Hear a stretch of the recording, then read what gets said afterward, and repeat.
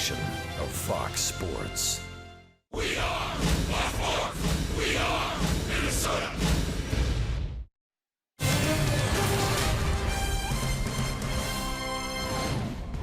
Driven to left. He's got number 20. Deep to right field. He's headed into the second deck. Down the line, fair. This is up. Goal, grand slam. He's seeing the ball very well right now. We've talked so many times about this ball club having the resiliency all season long.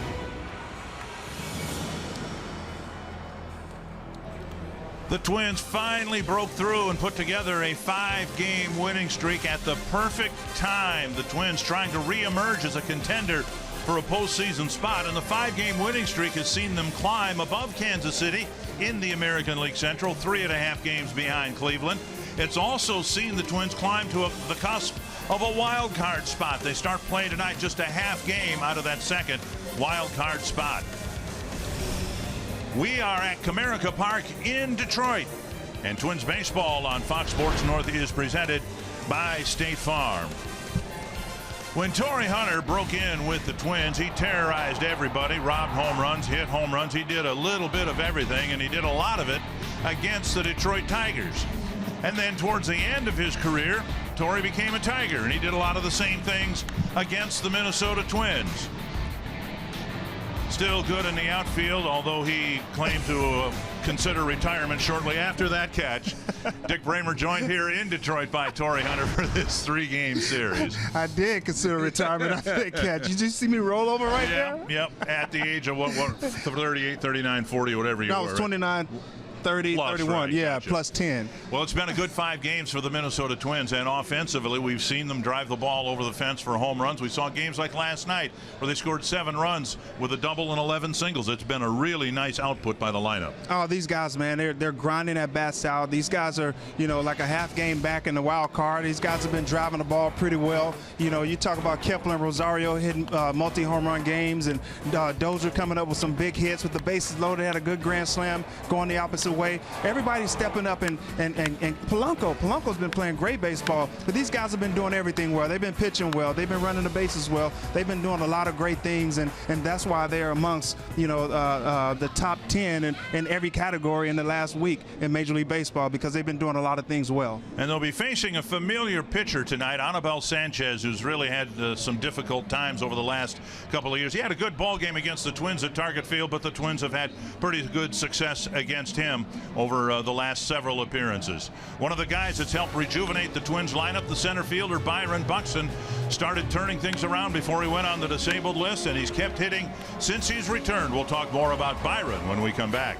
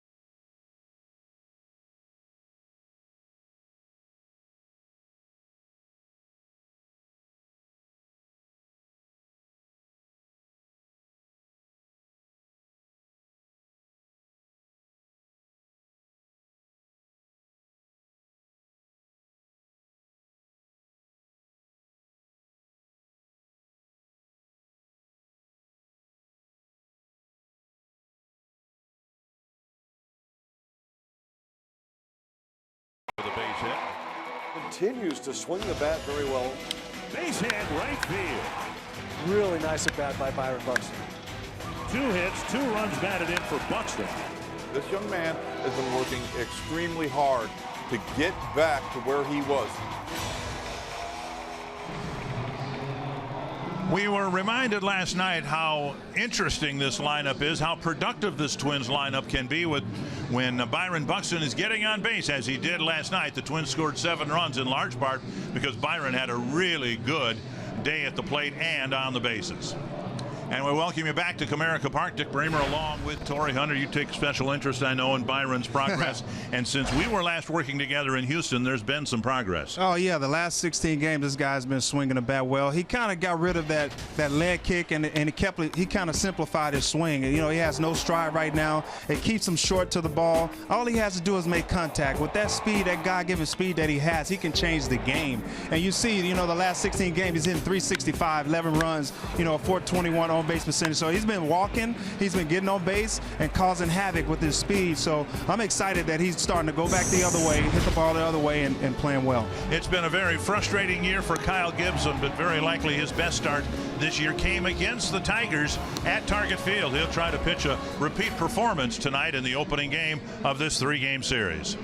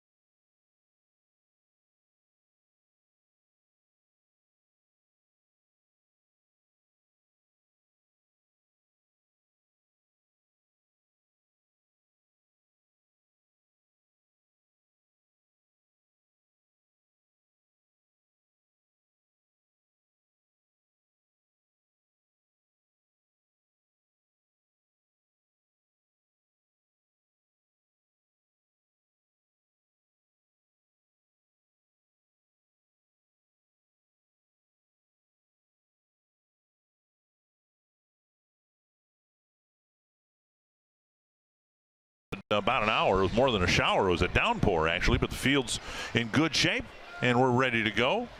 And the Twins over the last 10 games have rebounded nicely from the 10 games prior when things didn't go too well on the West Coast. Menard's batting order: Dozier, Kepler, Mauer, Sano, Rosario, Escobar, Buxton, Polanco, and Castro. And Dozier on the first pitch, skies it to short right. Kinsler's out. And 1 pitch, 1 out. Right-hander Anibal Sanchez has had a very disappointing year. The last couple of years actually haven't been very good for him. Yeah. He did come up with a good outing, though, against the Twins at Target Field a few weeks ago. You know, he has an assortment of pitches, man. He has many pitches. He throws everything but the kitchen sink. You know, it's tough to see him go through what he's going through, but maybe he goes through it right now with the Twins. We need that. Lost a spot in the rotation. The Tigers had him the bullpen for a while. Kepler standing in, taking strike 1. And that didn't go particularly well. The Twins had some success against him as a relief pitcher. Then they sent him to Toledo AAA Farm Club. The ball hit right into the shift. Iglesias is there. And 3 pitches, 2 outs here in the top of the first inning. And then when he was sent to AAA, they turned him back into a starting pitcher, and he did okay. And everybody needs starting pitching, and so he was brought back to the Tigers as a starter. Yeah. Northland Ford defense for the Tigers. Justin Upton's in left. Mikey Matuk has been one of the few things that have gone right for the Tigers this year. Andrew Romine's in right field with the trade of J.D. Martinez. Castellanos, Iglesias, Kinsler, Cabrera, and McCann behind the plate. 2 quick outs, and now here's Joe Mauer. You talk about Anibal Sanchez, man. When he's going well, he's good. And I think it's more mental than anything. He's getting a little older. But when he's going well and all his pitches are doing what it's supposed to do, he's really good. I'm pretty sure anybody in the major leagues, if they're going well, that's what happens. Slashed foul, 0-2, and 5 pitches, 5 strikes, a couple of outs. And an 0-2 count to Mauer. Twins have won just 7 of the last 28 games between these two teams. The Twins are coming out swinging today. I think what is 4 pitches, 5 pitches? Yeah, 5 pitches, 2 outs. All 5 pitches strikes. Outside, 1-2. Been 3 prior series between these two teams, and the Tigers have won each series 2-1. So whatever they did to the Twins last year, they're so far doing it again this year.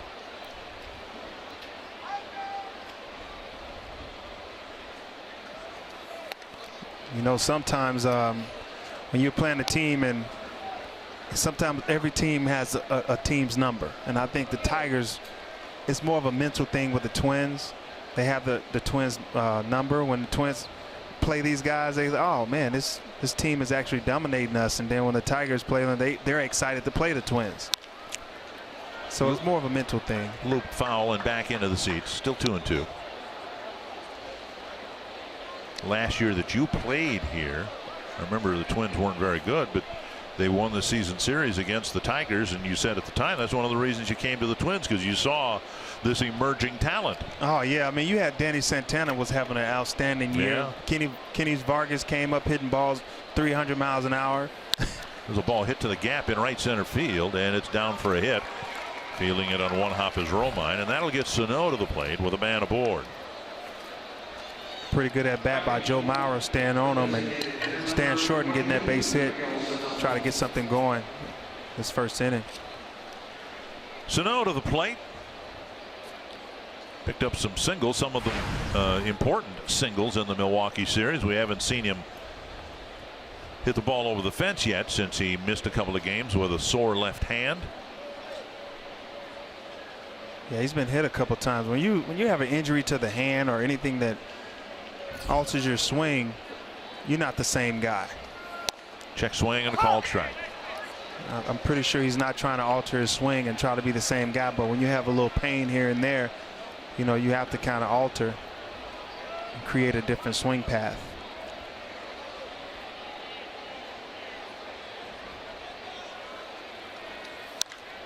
Lifted foul and back into the seats, and now it's 0-2 to Sano.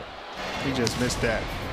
Sano had a good night at the plate and at third base.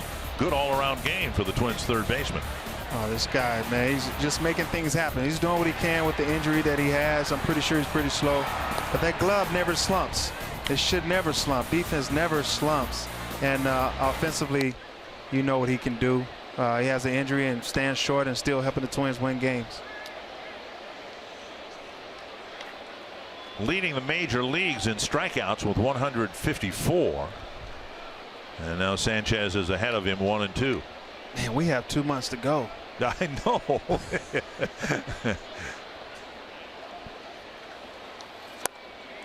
And an off-speed pitch, and that seems to be the pitch that strikes Sano out a lot these days. When we come back, Kyle Gibson takes the mound for the Twins.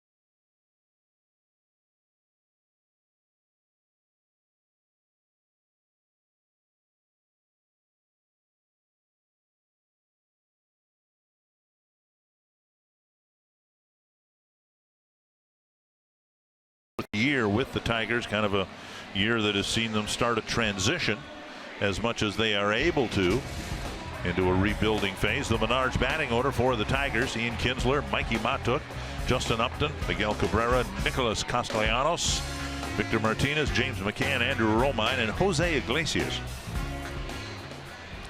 And Kyle Gibson, who, like Anibal Sanchez, has had a disappointing year, and his best outing came 2 starts ago against the Tigers, and a decent one against the Texas Rangers, making his 4th start this year against Detroit. Both Ian Kinsler and Brian Dozier like to swing at that first pitch if it's a fastball. Dozier popped his up, and Kinsler fouled his back. Kinsler, you know, he had some power back in his day when he was with Texas. Coming here, hitting him. He was hitting second for a while and hitting in front of Miguel Cabrera. He was able to just make some contact, make things happen. He had a high average. He's struggling right now a little bit, but he's still he's a fire starter, man. He comes ready to play every day. He's a grinder, and he wants to win. I mentioned that the Tigers have started a rebuilding phase, one that may include a trade of Kinsler. Reports today that he's cleared waivers and can be dealt. Hooked down the line, foul. 3 pitches and 3 swings by Kinsler. I mean, it'd be tough. You have to. I mean, they're what, 9 games back? No, and they're 10 games below 500. So, I mean, you think they're gonna? What are the chances those guys come back and win the division or get into the wild card? And so you have to try to get something from Ian Kinsler or a couple other guys I hear about trades on this team. Justin Verlander's name has been brought up. Twins won't face him in this series. 1-2 now to Kinsler. Man, who's going to take that contract? That's a big contract. That's the issue. And one of the reasons the Tigers want to get rid of some of the higher end guys is because they're over the threshold. They pay a tax on the salary over the threshold, and they'd like to get back within that. 2-2 to Kinsler. And another foul. But if you trade Verlander, you're going to have to eat a lot of that contract. And you still have Miggy's contract over there, pretty huge, and then you talk about Miguel Cabrera, who's been injured this year, and so he's not going to put up the numbers with all the injuries that he had this season. He doesn't feel good at all. He just, you know, he's a guy who wants to be in the lineup, and he would play handicap if he had to. Another 2-2 to Kinsler. Popped up and playable, it appears, for Mauer. Finally, Kinsler's retired, 1 away. Northland Ford defense for the Twins: Eddie Rosario in left, Byron Buxton in center, and Max Kepler in right. Escobar at third with Sano the designated hitter. Polanco and Dozier up the middle, Mauer at first, Castro behind the plate. The Tigers would love to be able to get younger and more athletic, faster in the lineup. And as much as they are unable to do that, they're really welcoming what they've seen so far from Mikey Matuk. Yeah, Matuk is a pretty good athlete. This guy's hitting over 300 in June, July, and August. He's been banging. He's a lot of fun. He has a little speed, plays center field, which I love. That's down the right field line and back into the seats, 1 strike. Maybe he can get, you know, you might want to, if he get 2 hits and never score a run, I'm cool with that. That means we win still. Yeah. Well, now, when you were here, you played here, what, 2 years? Yeah, I played here 2 years. But you were in right field. You never played center field here, did you? Or did you on a rare occasion? I don't remember. No, Okay. I played right field. I think Leland put me out there 2 games. Right. Maybe. I don't know. I'm pretty sure somebody can look that up, but I doubt it. In the All-Star game, he put me in center field. Oh, we did? Yeah. He figured that was going to be my last time I ever make All-Star, and last time I play, and I played 2 more years after that. And by the way, we came here, of course, from Milwaukee. I can't walk into that place without immediately thinking of your catch in the All-Star game in Milwaukee. Yeah, whenever I hear about Milwaukee, or I watch the Brewers, I look out there in the outfield, and they'll show a play, and it's right there in left center. And I always think about the catch that I made out there. That's something that's going to be with me forever. 0-2. And now 1-2. And I bet you played here 2 years, and already now people are coming by and hugging you and shaking your hand and all that. It's like Ty Cobb came back here or something like that. Oh no, if Ty Cobb come back here, they're pass out. With me, they just say, hey, Torrey, he's all right, he's a good guy. We've had probably what, 12 people come into the booth here. Want to say hi to you. You had quite an impact here. From what I recall, you seem to enjoy your time here. You got into the postseason with the Tigers, right? You know what? My family are the Twins, and my adopted family is Detroit. They adopted me and made me part of the family, and so I'm excited about it. You treat people with respect, love and respect, they give it back to you. Now, if you want to be bad, a bad person, and treat people bad, you're going to get it back too. So if nobody would have came up here, then you know I did something bad. Right. Well, for 2 years, you obviously had quite an impact here. Gibson's had a couple of long at-bats here. Kinsler was finally put away with a foul pop, and now Matuk has had a lengthy at-bat. Gibson's thrown 13 pitches, 10 strikes. That part's good. What the Twins have seen from Gibson the last couple of starts, a higher strike percentage and a lot more first pitch strikes. 1-2. I think his last start against the Tigers, he pitched really well. I remember when I was with the Tigers and I faced him, I think his first start was against us. And we faced him. He was throwing 95 with 2 seamers. I'm like, who is this guy? And, I mean, he has a super sinker. If he keeps the ball down, he could be dominant. I'm glad that Bartolo Colon is here. Because Colon, man, he makes that ball move. He knows how to manipulate the ball. And I think Gibson has the stuff. He just don't know how to use it just yet. But Colon here, hopefully he gets in his ear and show him how to keep that ball down and create those ground balls and be the pitcher you're supposed to be and not that strikeout pitcher that you want to be. Now the count's full to Matuk.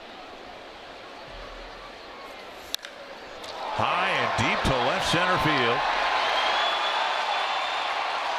And Rosario can't make the play. Over the wall. He never really got vertical. I don't know if he tried to jump and the fence caught him, but it's a home run for Mikey Matuk. I think that ball carried a little more on Rosario than he had expected. He got to the wall and he just sat there and kind of waited on it. Thought maybe he was going to have it instead of just timing it and jumping up and get more of your athletic ability to get up and catch that ball. But he got that ball up and was able to put good wood on it. He's been swinging a hot bat lately. And when you get good wood on a pitch that's up, see, he didn't really get up and have that athletic ability to time that and make a really good jump and a better effort at that ball. I'm pretty sure he's disappointed. The way that ball got to that point, it was high. I don't know whether he'd have been able to make that catch. You think he could have if he? I only know that I would have made that catch, and I only can go by what I thought. I think he should have made the catch. Just me. Yeah, just out of the end of the glove.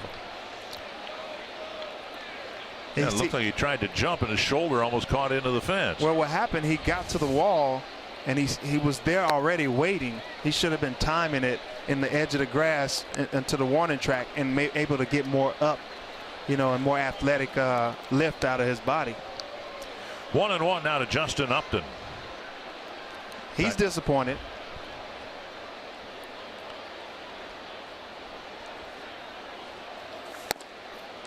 And now 2-1. When Gibson pitched against the Tigers 2 starts ago, it was on July 22nd.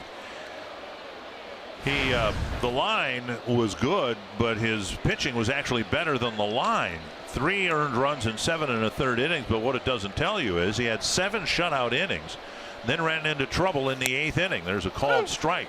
At one point, he retired 12 men in a row and took a shutout into the 8th, and then some hits and other things took him out of the ball game, and then Upton hit a 3-run home run on the bullpen, and suddenly there were a few runs up on the board. Twins won the ball game, and Gibson got the win. And now another full count. Well, you see glimpses and pieces of what he can do. You know, he can actually if he gets the ball down and create those ground balls and believe in his ability, this guy can be special. I remember Brad Rackey. He wasn't a strikeout guy, but he hit his spots, and he was able to go deep in games. And Upton strikes out for out number 2.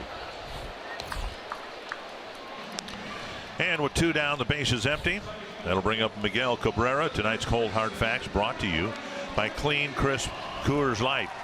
You can see the last 5 years the production has come down considerably. Big drop off even between last year. He still hit 38 home runs and drove in 108. And a big come down this year. Yeah, I mean, like I said earlier, when you have injuries, you're trying to alter your swing, and this guy's been hurt off and on all season. He's actually lost a lot of weight, you know, trying to get slimmer, thinking that's part of it.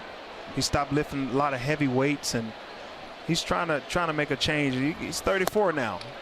You're 34, your body changes a little bit, and I think he's trying to beat that. You kept yourself in great shape. How did you must have changed your workout routine during the off season from when you were in your 20s into your 30s, didn't you? Yeah, once I got into my 30s, I started, you know, kind of reading. Grounder to short. We'll pick that up. There's a low throw, and Bauer is able to grab it with his bare hand. Polanco with a soft throw, and Maurer was able to block it and then get it with the bare hand to end the inning. But Mikey Matuk with a great at bat and a home run at the end of it. And the Tigers take a 1-0 lead. Might be a replay right here. Mickey didn't hustle down that line. Had a little bobble there. And he was out.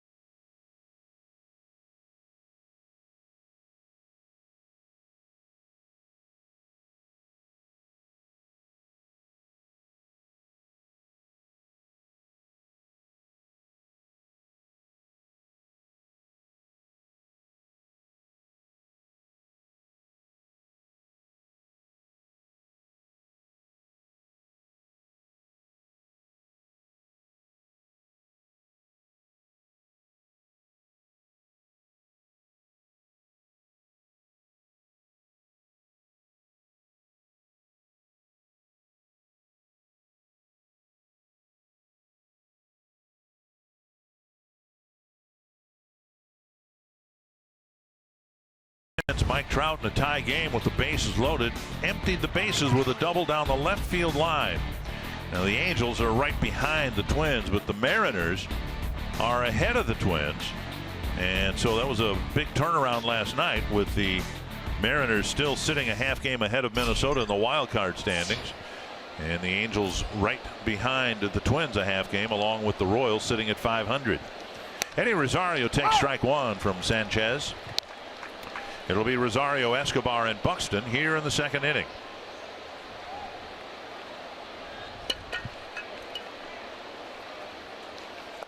On the basis of no evidence, in fact, in spite of the evidence that were provided, I've got Eddie Rosario with a big game here tonight against Sanchez. He's 0 for 9 against him. Well, Anibal Sanchez pretty much going to throw everything but the kitchen sink to him, so it might not be. He's a free swinger. When you got a guy out there just, you know, tricking you and manipulating the ball and making it, you know, move a little bit like the Bugs Bunny. Remember Bugs Bunny when he was pitching the ball? Right. 1, 2, 3 strike. Well, this is what Anibal Sanchez does, and Rosario swings at a lot of pitches. He's a free swinger. So I would have to say Escobar. Okay. He's my pick to stick. The Mighty Mouse thing. Right? Mighty Mouse. Yeah. He's my pick to stick. Well, last night, or in his last start, Sanchez got knocked around by the Orioles. 3 innings, 10 hits, 8 runs, 5 home runs. Wow. And a very short start for Sanchez. 1-0. And now Escobar takes a strike. Wouldn't you like to see that today? Yes. I love it. I'm all in. I'm all in. 8 runs. Let's do it.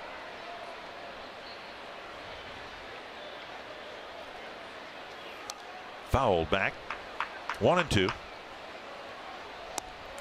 Sanchez in his last start outpitched Irvin Santana at Target Field on July 21st.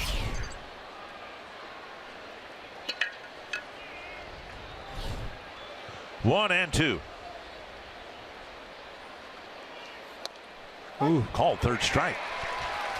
Quinn Wolcott, the home plate umpire, rings up Escobar, 2 down. And a couple of key injuries to report regarding the wild card chase. Sanford Health injury report for CC Sabathia. It's right knee issues. They put him on the disabled list, and Paxton abruptly left the ball game last night with a left pectoral strain. They say now he won't be back till September, and he's been their anchor in that rotation. They got all sorts of rotation issues in Seattle. The one thing they were counting on is Paxton, and now they'll have to be without him till the end of the month. I had that groin strain as well. I had surgery on that, so it can take longer. He might come back, but he won't feel comfortable till next year. Buxton fouling the first pitch back. That was a good swing by Buxton right there. He fouled that fastball middle away. He's staying on the ball right now. 1-1. Letting the ball travel.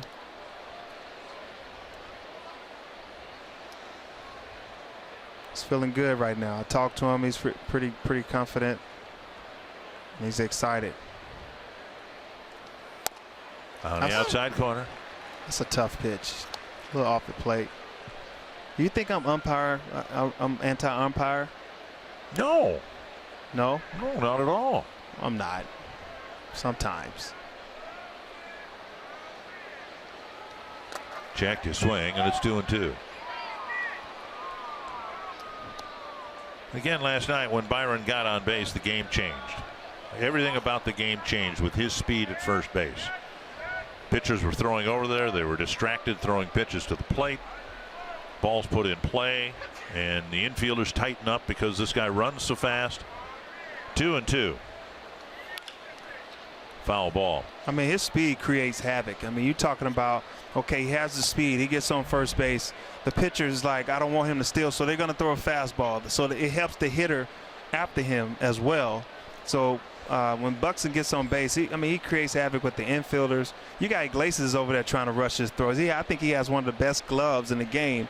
If he hits this ball to Iglesias is going to rush it and create something in this guy. The key for Byron, as much as we all get locked in on batting average, is really on base percentage because of that. If he can draw more walks and pick up more hits, he's going to be a very destructive hitter in the lineup. There's a called third strike on the outside corner. 2 called third strikes and a 1-2-3 second for Sanchez.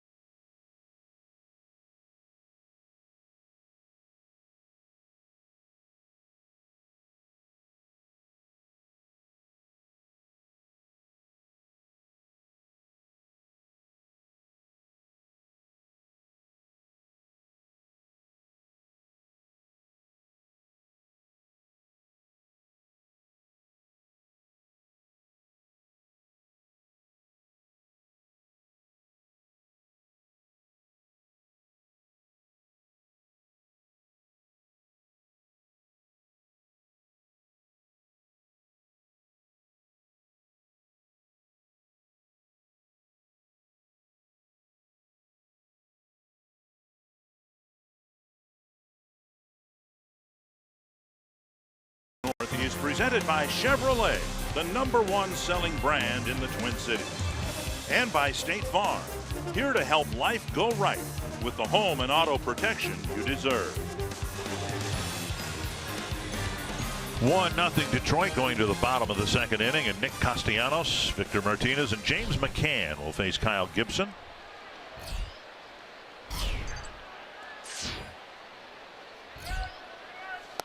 And a breaking ball and a first pitch strike. Castellanos,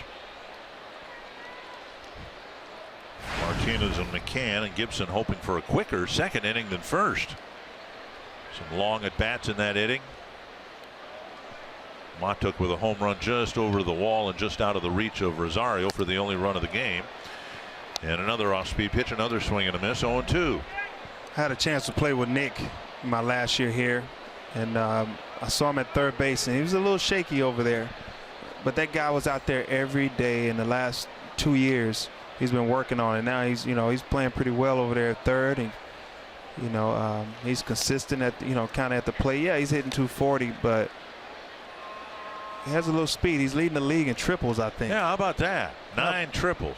9 triples. I think he has like 3 stolen bases. I don't know if that goes together. That's like a burger with no bun. The dimensions here would lend to some triples. There's a swing and a miss with Gibson pitching him down and in. 1 down, and Victor Martinez will hit. Time for tonight's State Farm combination. And the Twins' pitching has been really good over the 5-game winning streak, and it hasn't been just the starters. We saw in last night's game the bullpen simply outstanding in relief of Dietrich Enns in his first start. And these guys have been pitching well, man. When pitching is going good, they can shut down a lot of different things. They can really kill a losing streak or anything like that. Good pitching will be good hitting any day. Victor Martinez takes outside ball 1. Talk so much about Gibson's start against the Tigers 2 starts ago. His most recent start was against the Texas Rangers, and he pitched okay. Twins didn't do anything against Cole Hamels. He ended up taking the loss. Pitch is low, and it's 2-0. I mean, Cole Hamels is actually a pretty good lefty. He has a cutter, a good curveball, changeup. Those are a lot of pitches, and when Gibson has to go against somebody like that, it's like up in the air. Gonna be a pitcher's duel that day. Fouled away, 2-1. Martinez's production's been down this year, but he's had a productive season series against the Twins. Even though his numbers are down, I mean, he put together some great at bats. He wears the pitchers down. He's not a speedster or anything like that. He needs to drive the ball. For him, infield single's not going to work. No. 2-2. A couple of home runs and 7 runs batted in against the Twins this year. Only 8 home runs and 45 runs batted in overall. It's definitely a down year for him. He has 1 more year in this contract, and I can see him not playing after that. He loves his family. So, see what happens. Another full count. 3rd full count that Gibson's had here in the early going. They've been putting together some long at bats and wearing him down a little bit. Gibson down, and not.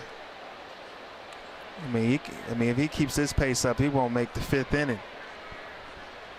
33 pitches thrown, 20 strikes. That's to center. Buxton is there for the catch.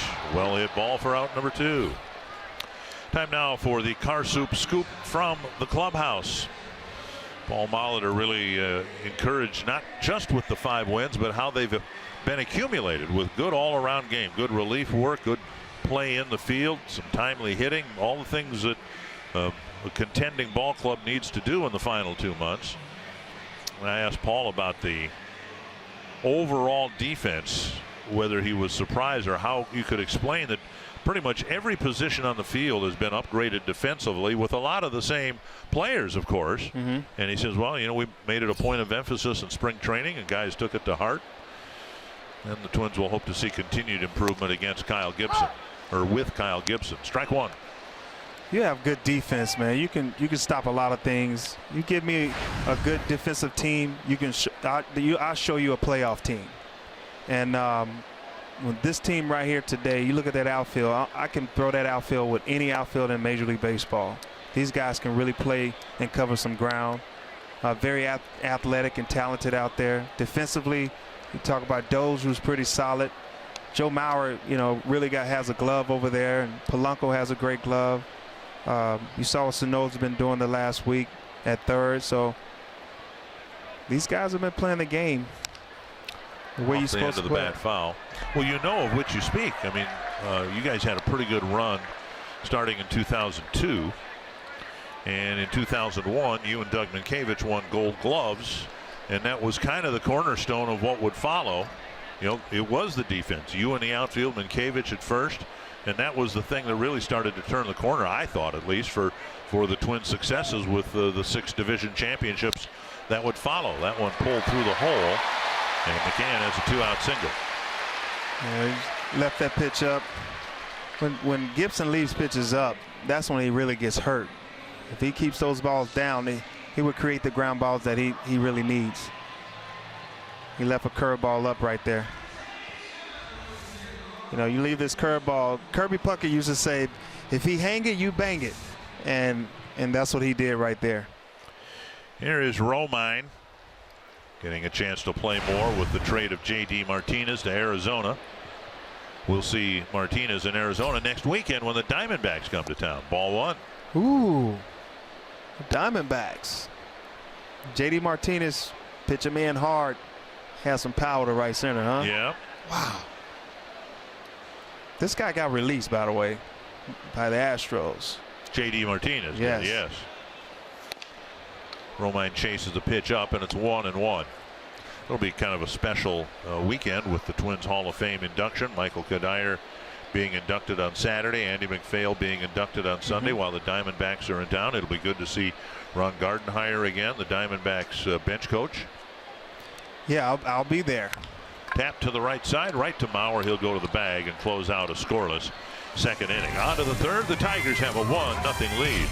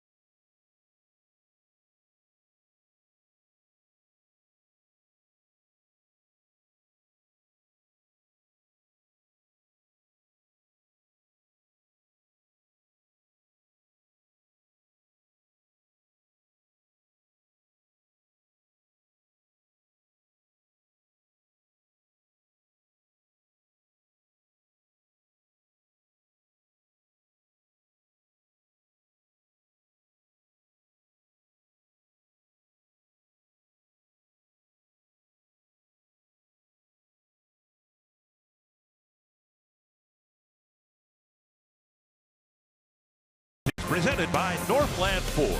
Visit buyfordnow.com and your local Northland Ford dealer today. By Grand Casino. The best stories start here.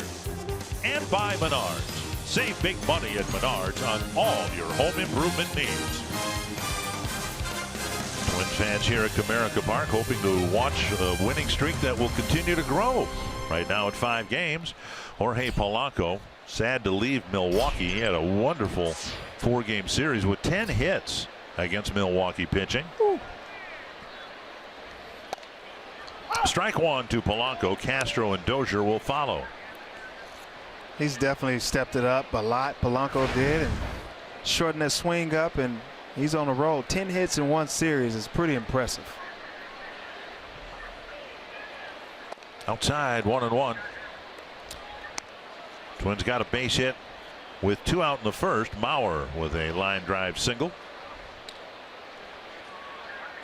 And the Tigers got their run on a first inning home run from Mikey Matuk. Chopper up the middle, and now he's got a hit in Detroit. There you go. That's 11. A leadoff single for Polanco.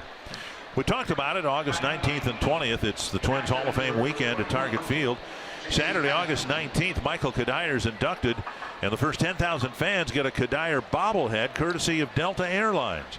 And then Sunday, August 20th, Andy McPhail will be inducted into the Twins Hall of Fame, and the first 10,000 fans will receive a Kadire and McPhail pin courtesy of Coordinated Business Systems. You can get your tickets today at twinsbaseball.com. See if the Twins can build off a leadoff single. Polanco can run a little bit.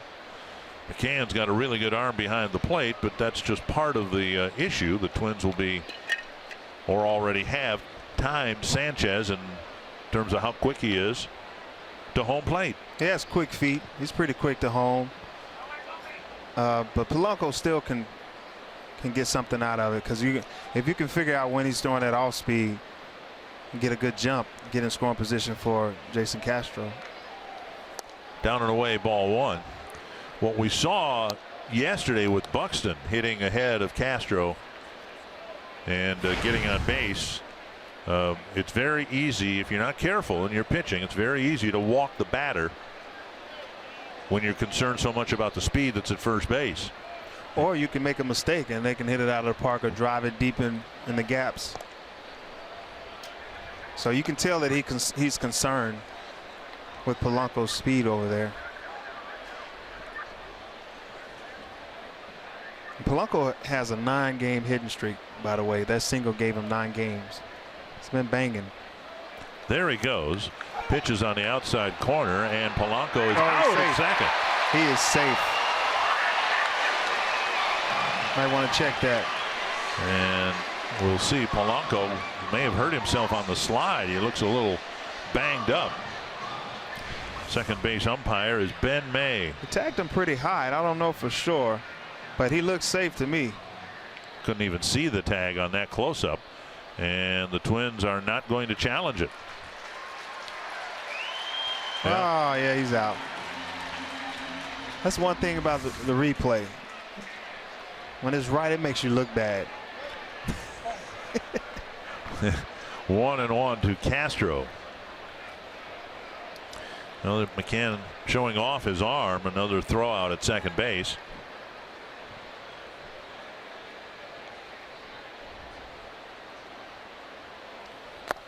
And now down and in and to the on deck circle. 2-1. Want to pass along happy birthday wishes. Alan Colm of Aberdeen, South Dakota, turning 89 today, and the Twins are going to try to help the celebration along with a win tonight. So happy birthday to Alan Colm of Aberdeen, South Dakota.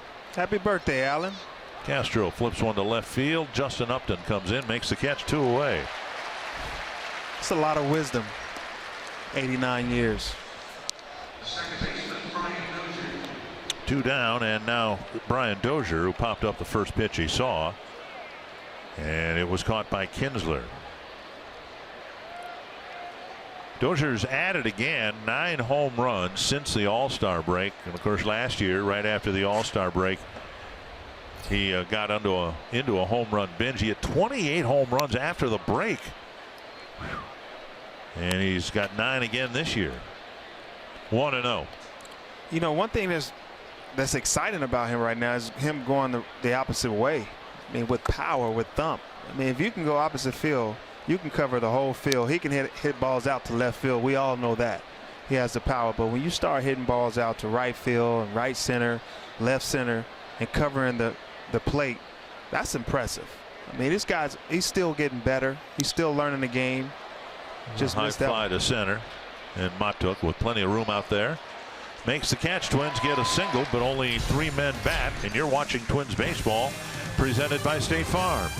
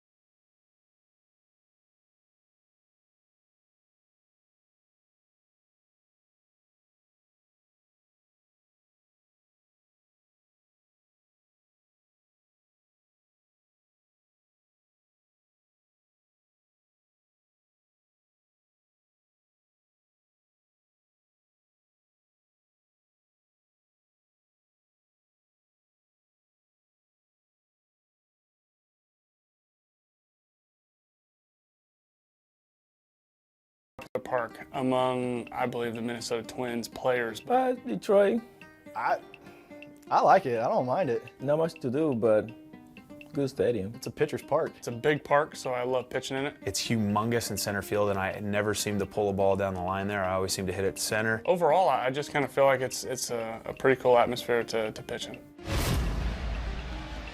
Well, we hope that's the case, and I hope he feels that way by the end of his start tonight. Santana talking about, there's nothing to do.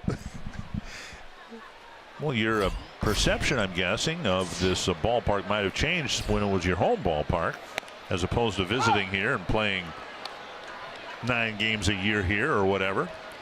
You know, me as a visitor, when I came here, I saw the 420 in center field, and you see it's about 430 in right center field, and you're trying to swing hard as you can to hit a ball out of a park. But when you play here every day, it calms your swing down because you can't live out there in center field. That's for the big guys like Miggy.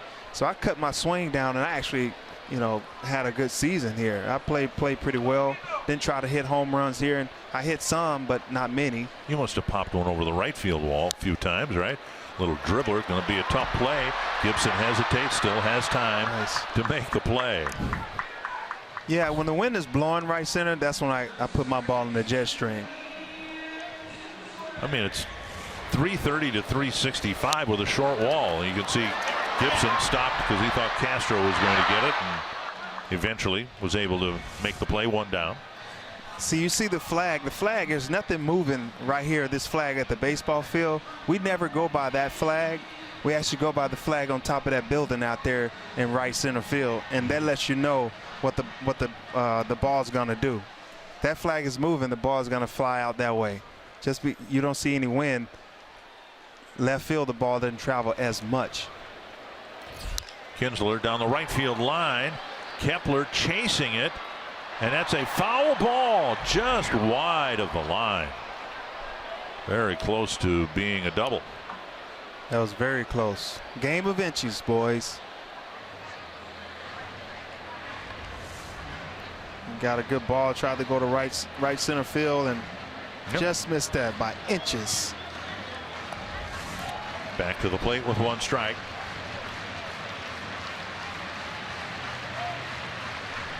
Kinsler looked like he's trying to stay inside that 2-seamer, stay inside the ball. You know, when you scuffling a little bit, I don't know, the 247 is not him. When you're scuffling, you try to stay on the ball and go to right center field. Takes a ball, 1-1. Kinsler lives down there in Texas with me in the offseason, and he works out Torrey Jr. He trains him. every day. Popped up. Castro back for a look. Well, he must be doing a pretty good job. You said Torrey Jr.'s doing really well in his first season of professional ball. Oh yeah, he's out there in his rookie A ball and rookie ball, yeah. Yeah, rookie ball in Orem, Utah, and he's hitting like 325, 330. Wow. Leading the team in stolen bases, playing great D. He's doing a lot of different things, but he's never played baseball this long. He's burned out. So I tell him to get a massage every 3 days, 2 days. Okay. And drink a lot of water. Stay off the video games. And Gibson pulls a string, strikes out Kinsler. It's got to be of some comfort to him. He doesn't have safeties ready to, T-bone him in the end zone.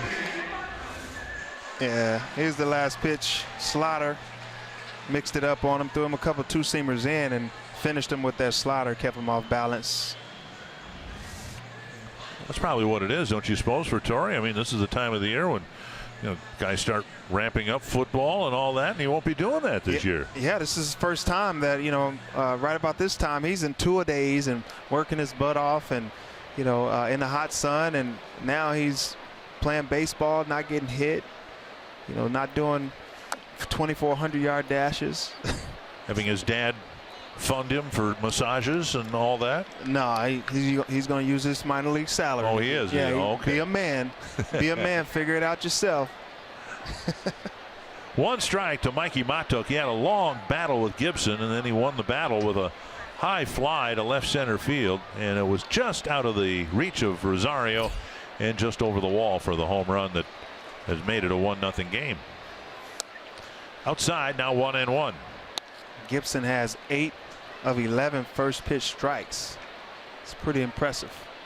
50 pitches, 33 strikes. That's a good strike percentage. If I can do the math in my head, I believe that would be 66%.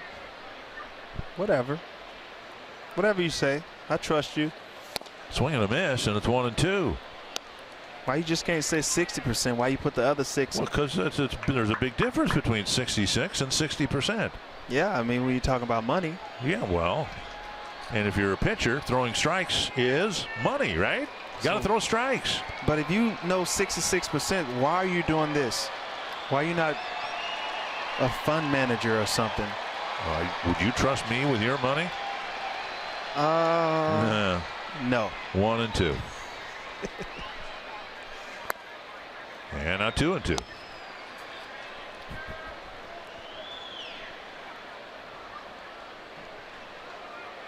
Each team with 2 hits, but Matuk has the hit that went over the fence. Upton on deck. Matuk is a big piece of this future. You talk about Daniel Norris, who's been hurt. And Gibson has a couple of strikeouts and a 1-2-3 third. You're going next door now, right? Over to the Tiger broadcast. We're going to have Rod Allen, the Tiger analyst, with us in the 4th. I think so.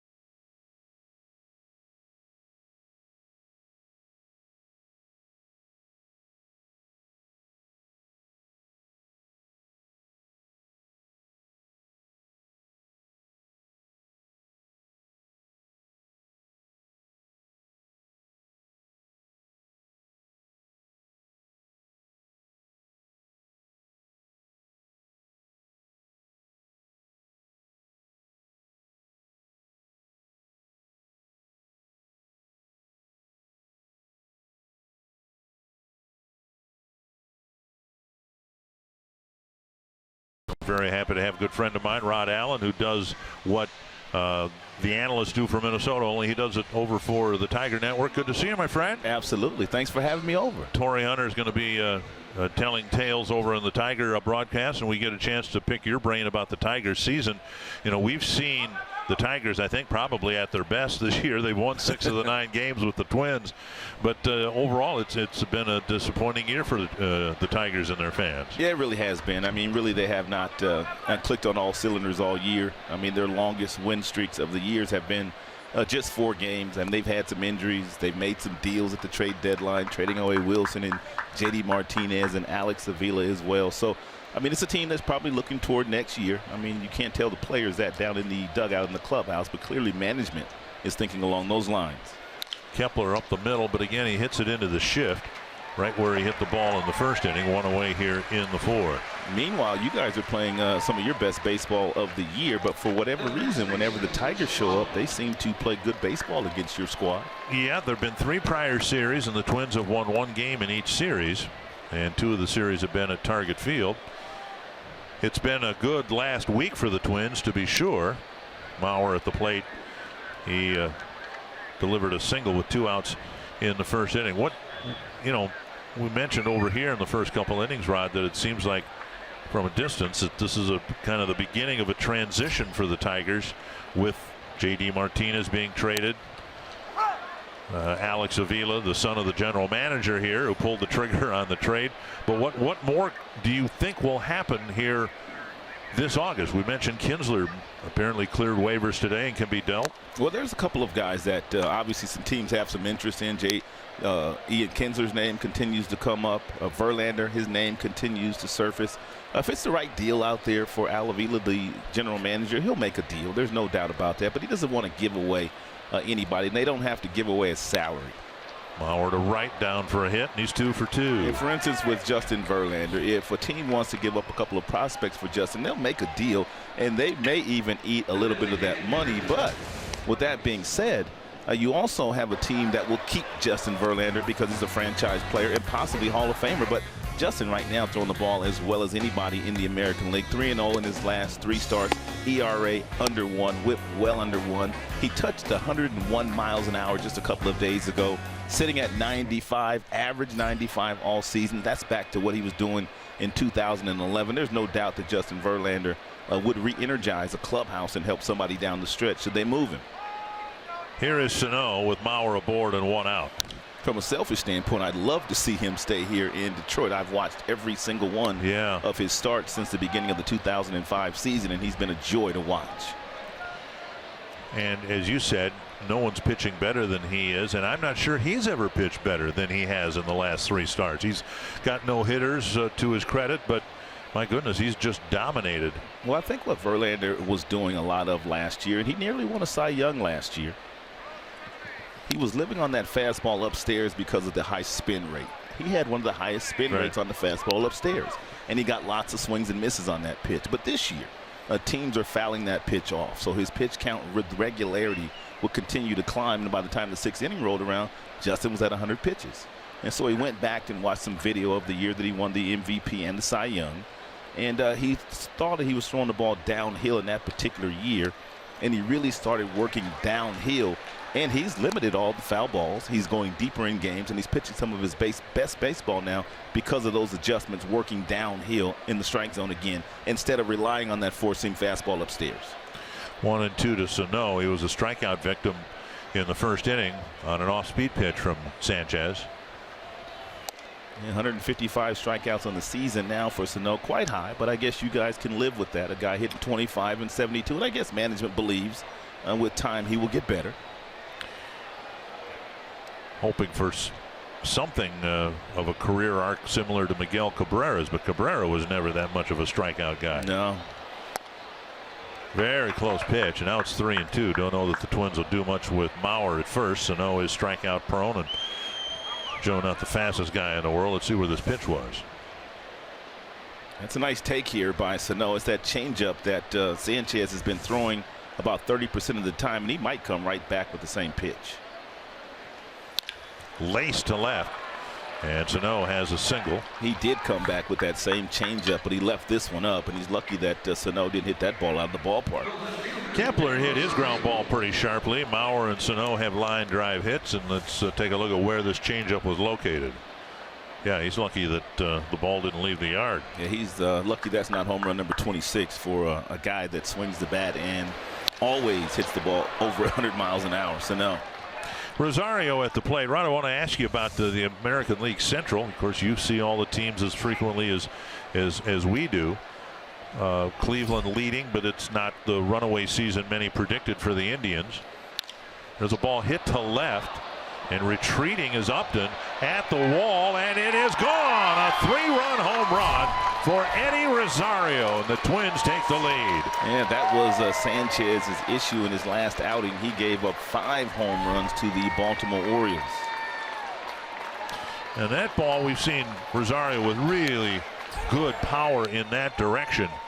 Man, he got that ball up and it just kept on carrying. It looked like a fastball that was upstairs, about 91 miles an hour. Real nice swing by Rosario. He stayed with it and hit it into the Tigers bullpen. He knew it was gone as soon as he hit it, so apparently he got it pretty good. And up and went to the wall. No point in jumping. It's 3-1. And now Eduardo Escobar. Well, let me ask you your opinion of the teams outside of the Twins and the Tigers in the American League Central, and how you assess where they're at. Well, I don't think Cleveland really has hit their stride all year this year, and they might not hit their stride. Cleveland might just be who they are. Obviously, they got to the World Series last year, really good team, but by and large, they haven't had that rotation that's been great all year. Kluber, yes, but Salazar, Carrasco, some of the other guys, they've been kind of hit or miss, and now they've got some pieces on the bullpen as far as on the DL. And it's just a team that's not performing the way a lot of people thought they would. But when you have that,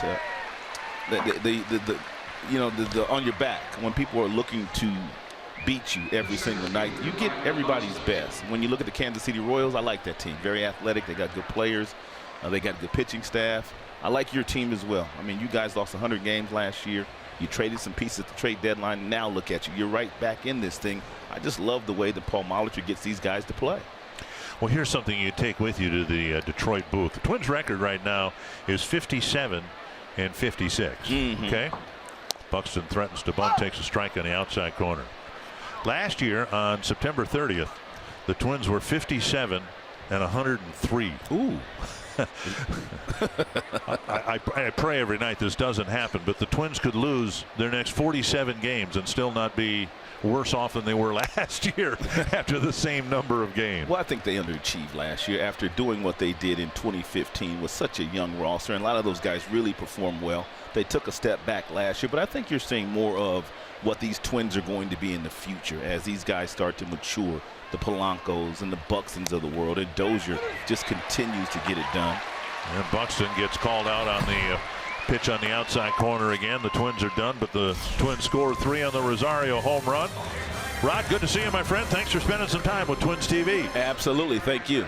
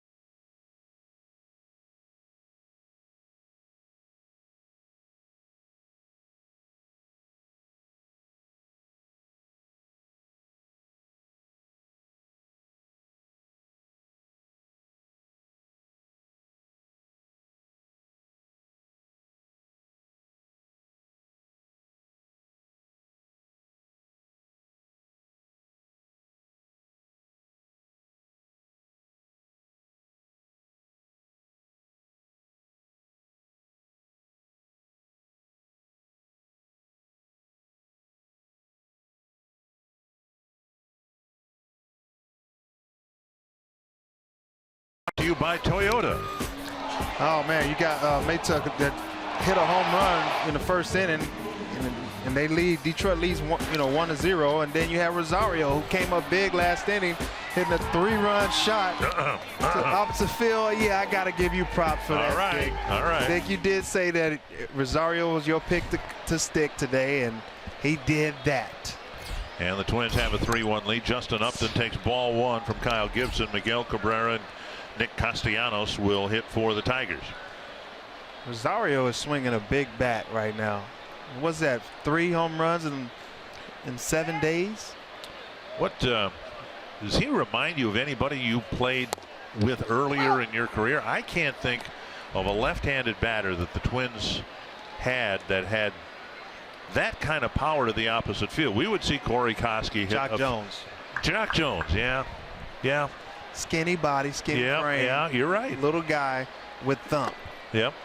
You remember when we played in Comerica Park and before they had the fence moved in? Right. Yeah. It was that, and you remember he went oppo, and only 2 guys has gone oppo left opposite field with a left-hander, and it was Jim Thome and Jock Jones. Right. Yeah, I do remember that. Out of the park. 2-1 to Upton, and now a strike. 2-2. Totally different bodies. Thome, big frame. Yeah. 700, 3,000 home runs.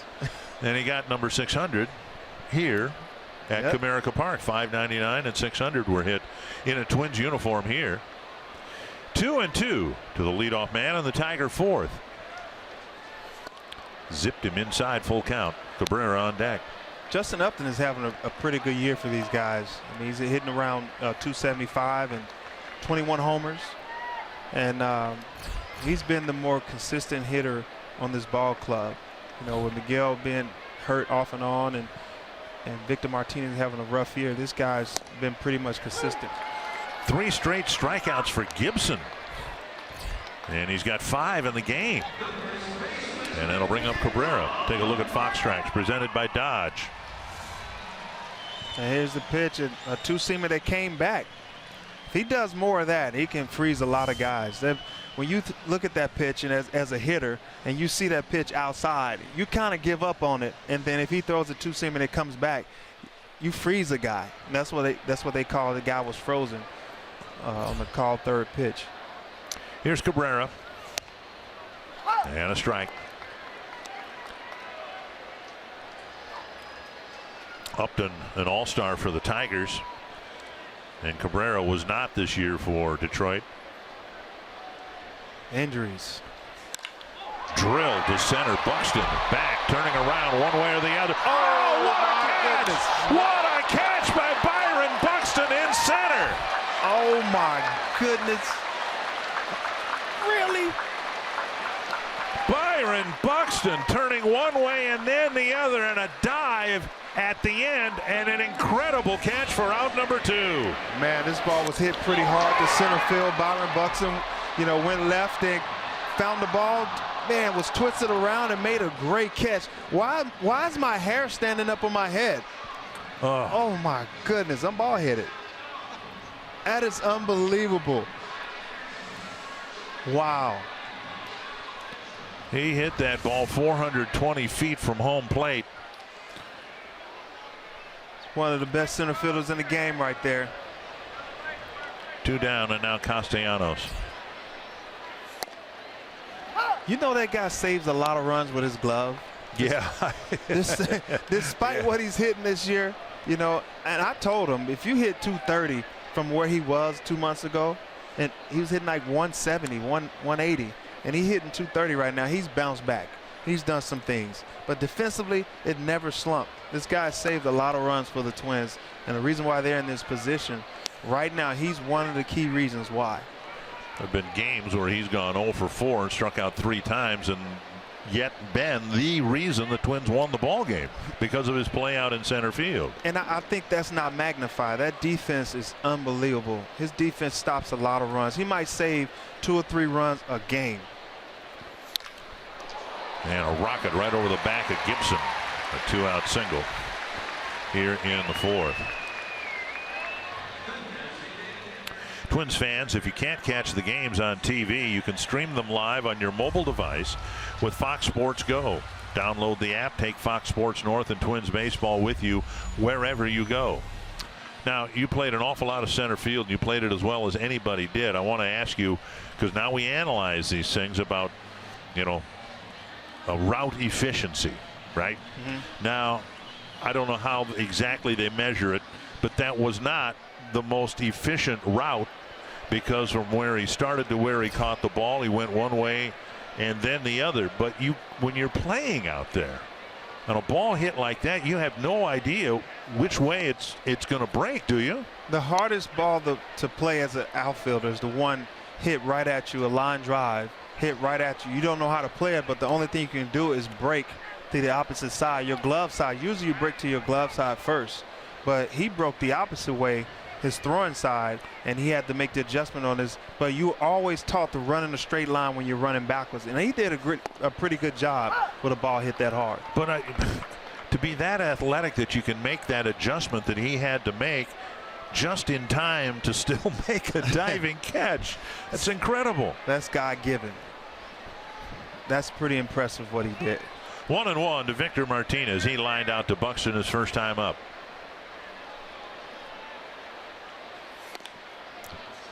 Two and 0. All right. It wasn't the most direct route because he went that way. Yeah. And then he went that way. And then that way. Yeah, but if you look at the ball off the bat, you saw where it went left center because Miggy's standing inside the ball. It went left center first, and then it cut to right center. So he had to do that. He had to play the ball. Right. And he played the ball perfectly. 2-1. And I guess that ultimately was the question. I mean, when you're out there and you're 350 whatever feet from home plate, you have to try to make allowances for which way you think the ball's going to arc, right? Is it going to slice? Is it going to hook? What's it going to do? Right, especially if the ball's going right at you. You don't know if it's going to cut, knuckle, or you know, he's going to hook the ball. Right. Anything like top spin, back spin, you just don't know. You have to pause and play the ball off the bat first, and then make your adjustment as you approach the ball. Twins will move Escobar over to where Polanco was with 2 strikes. In Victor's younger years, he could go opposite field with the best of them. You know, now that he's a little older, it's probably tougher for him to do that, and they get him to roll over a lot. 2 more strikeouts in the 4th, but the highlight of the bottom of the 4th, one of the best catches you'll ever see a center fielder make. My hair is standing on my head. Unbelievable.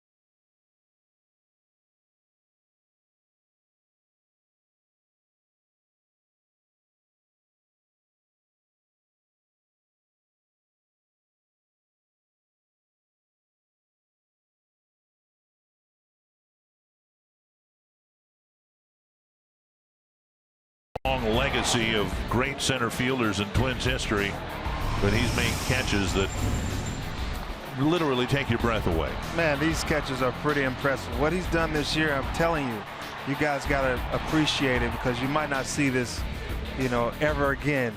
This guy's very impressive. Enjoy what you're watching right now. One of the best center fielders I've seen. And for me to say that, it's pretty impressive. Yeah, he's pretty pumped up coming from the outfield into the dugout.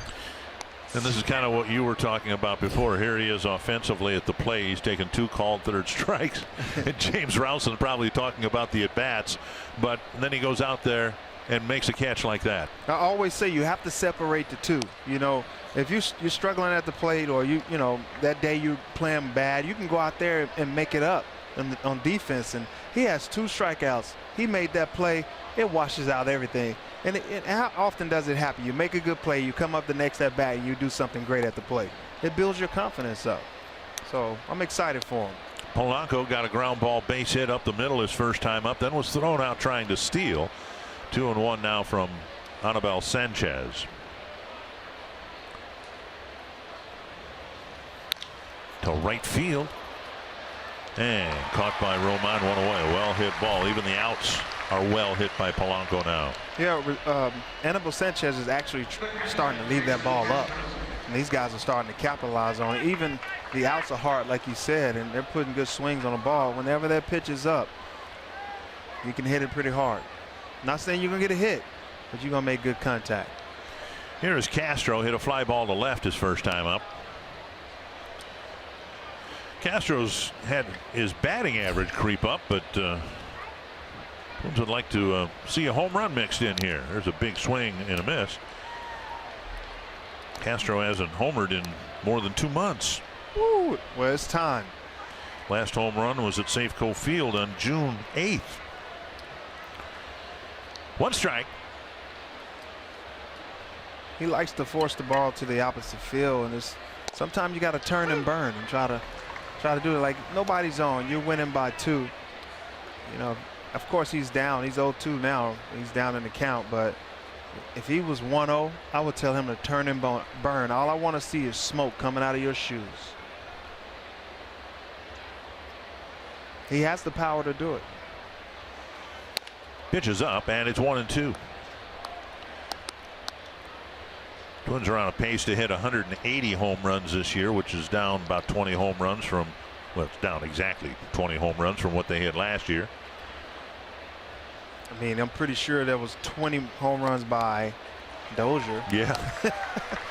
Castro strikes out 2 down. Follow Twins Baseball live with the MLB.com at-bat mobile app. You can stay connected to the game's best players all season long with Game Day, live game video highlights, radio broadcast, stats, news, and more. Download MLB.com at-bat today, your #1 app for live baseball. I want to pass along our best wishes to George Archer, a Twins fan from day 1 in 1961. George, we hope you're feeling better, and hope the Twins keep winning for you, my friend. Outside, ball 1. Dozier with a pop-up to second and a fly ball to center. Hitless in the ball game last night in Milwaukee.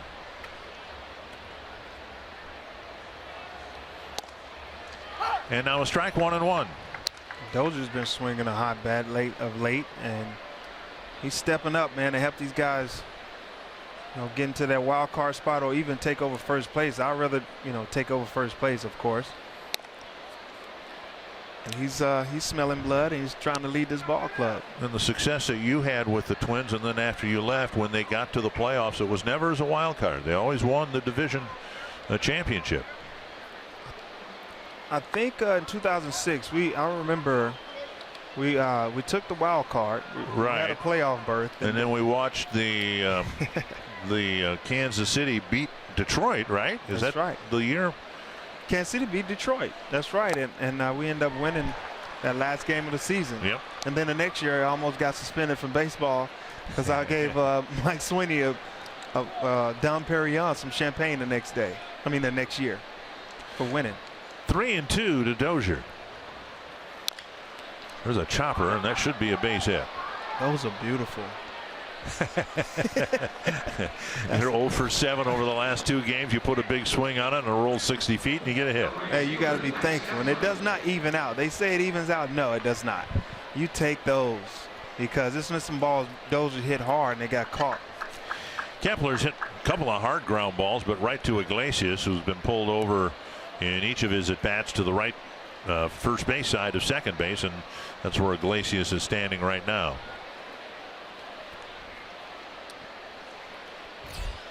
I still think that Kepler is going to be something special. He has the power. Like I said, if you start using the whole field, never letting those guys shift on him like that, learn how to use the whole field, this guy's going to be special.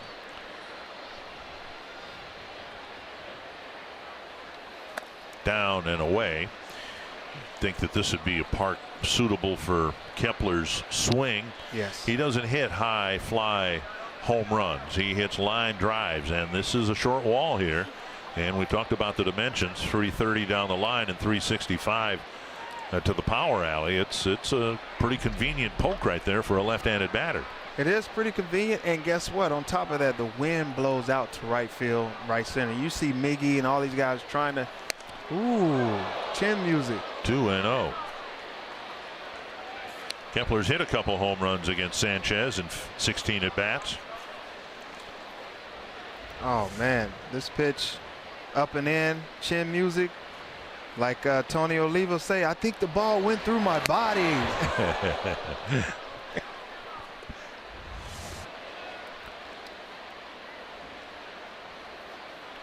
2-0 to Kepler.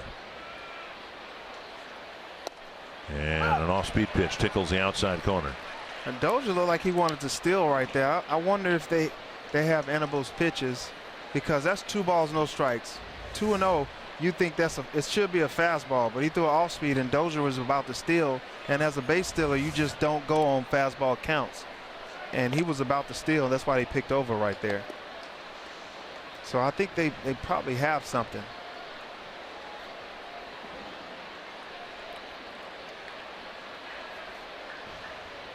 Slide step and a fastball for a strike.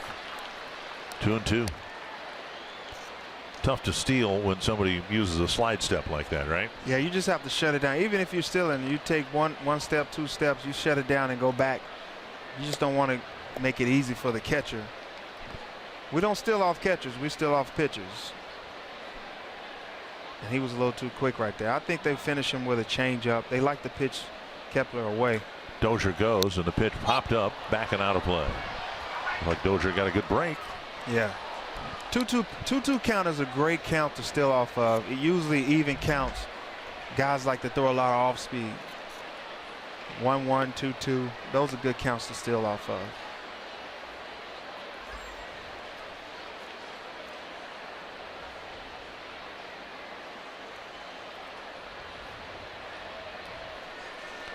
And another 2-2 coming to Kepler. I think he gets another off speed away or a hard fastball inside just to show him something. Dozier goes, and the pitch hit to right, deep down the line, and gone. A home run for Max Kepler. Wow. Just what we were talking about. The short wall and Kepler's line drive stroke, and it's a 2-run home run. Yeah, I mean, he hit it to the right part of the field. Like I said, the wind is helping over there, and there's still a short porch over there for lefties. That's Kepler's 3rd home run against Anibal Sanchez. He wanted this pitch in. He kind of left it middle in, and Kepler was able to put good wood on it and drive his ball out of the park. Rosario and Kepler is hitting the ball pretty hard and using some power to really help these guys and push these guys to get into that first place spot, huh? 5-1 Twins. Sanchez frustrated, as you might expect. And now here's Mauer. He's got 2 singles against Sanchez. Cleveland's got a 5-0 lead over Tampa Bay in the 5th inning in St. Petersburg. That's good news and bad news. The Twins are chasing the Indians, but they're also chasing the Rays in the wild card. Keep chasing them. If you don't chase them, can move. And Mauer takes a strike. It's 1-1. 2 teams ahead of the Twins, Seattle and Tampa Bay, a half game ahead of them, and they are essentially tied for the second wild card spot. Grounder to short, and Iglesias over to Cabrera. The inning ends, but with a second out on the board, Dozier singled and Kepler homered, and it's 5-1 Twins.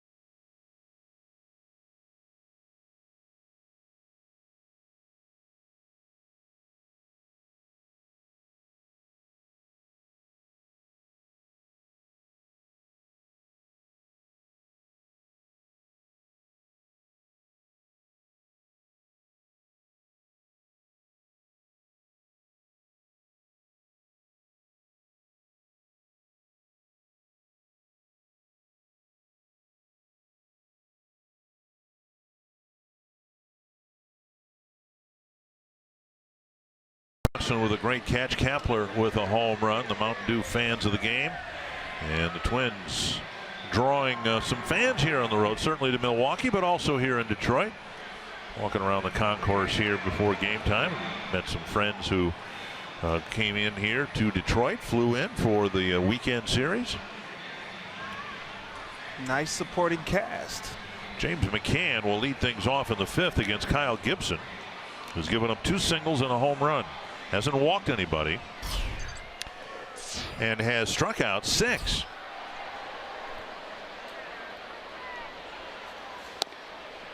Strike 1. Well, if you really think about it, these guys, man, the Minnesota Twins have gotten in at 3 a.m. this morning. Hotel 3:30. 3:30 Eastern time. Yep. Maybe had to get your bags, right? Then go to bed to about 4 a.m. Right. And you sleep in. You try to sleep in.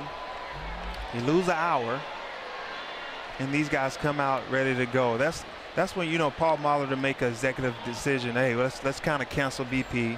Guys sleep in, come to the clubhouse. Let's work on some things and show up and play. And that's what these guys did today. 2 strikes and a tapper foul. I honestly don't know how you guys do it. I mean, seriously. I mean, when I have discussions with broadcasters who, you know, broadcast football or hockey or basketball, I'm very sympathetic to the physical demands of the athletes in those sports. But I honestly believe, not because I cover baseball, you guys have it the toughest or the worst. It's tough because That's a foul ball. If you think about it, you know, when you can have injuries or soreness or, you know, anything like Sano has a contusion to the hand, but when you fly, there's pressure. So the pressure makes the soreness worse. And then the next day you feel it. So these guys getting in at 3 and 4, going to bed at 4 or 5 in the morning and try to sleep in and come out and play. I mean, they're a little sluggish. They might feel a little sluggish, but these guys are, you know, maybe a cup of coffee or 2 might help. But they're coming out and they're, you know, playing good baseball. It's good to have youth. You talk about Kepler and Buxton and Rosario. That outfield has done some great things today. But that youth, I think, helps out. But when you're a little older, it hurts. 1-2 to McCann. Just missed the outside edge, and it's 2-2. I was reading some stuff on Twitter a few days ago about all the miles that some NFL teams have to travel, and it's, I'm sure, a grind for them. If you're playing for the Seahawks and you got to fly to, you know, Tampa or something like that, it's a long flight. There's a ball lifted to short center. Going out is Polanco, and he makes the catch, 1 away. Good range by the shortstop. But no NFL team has to play, then travel, then play again the next day. No, they travel. They actually get there the day before. Right. The day before, and they kind of have film. They go have a nice dinner. They do all those things. The curfew is at 10, so they get their rest, and then they go out and play. So they're more rejuvenated. Of course, they get hit. It's tough. It's a tough sport, but baseball is harder. I say that all the time. Football's tougher. Baseball is harder. You got to play every day. You're going to fail. You fail 7 out of 10 times, you're a hero. You 7 out of 10 at your job, you fired. 7 out of 10 in basketball off the free throw line, you Shaquille O'Neal. You suck. I mean, anything in this world, 7 out of 10 is bad. But baseball, you're doing well. So you go to Cooperstown. Go to Cooperstown. So it's a harder game to play, but football is tougher to play on your body.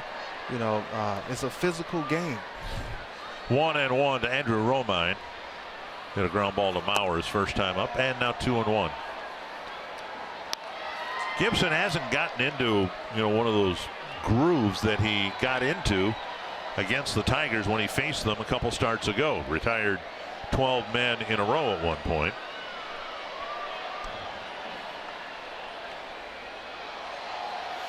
Foul back, 2-2. He's not doing what he did last time, but he's definitely giving these guys, these Twins players, a chance to win.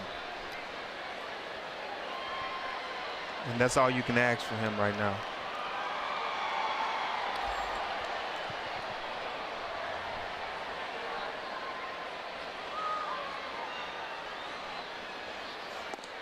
And now outside 3-2 early on. Gibson was struggling with his command a little bit and had a lot of 3-2 counts. He hasn't had one for a while, but now has one with the number 8 hitter.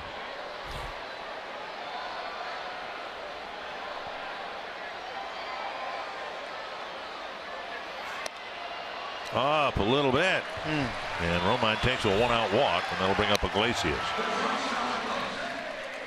Join Michael Kadire, Andy McPhail, and other Twins Hall of Famers. You're going to be there at the breakfast? I'm going to be there. Support my guy. The Hall of Fame breakfast coming up Saturday, August 19th. The event will include a retrospective program featuring Michael Kadire and Andy McPhail, as well as a Q&A session and autographs with the 2017 Twins Hall of Fame inductees. To learn more and register today, visit twinsbaseball.com/breakfast. Last year, it was my pleasure to MC that breakfast when you and John Gordon were being inducted. Yep. And so it's nice to know that you're coming back to honor your teammate, Michael Kadire. Did you know these two are special to me? Andy McPhail is special to me because he drafted me. He called me on the phone and said, hey, you going? Oh, I guess I didn't realize that. Andy McPhail. Everybody thinks Terry Ryan, you know, because he was the next year. And we had a great relationship.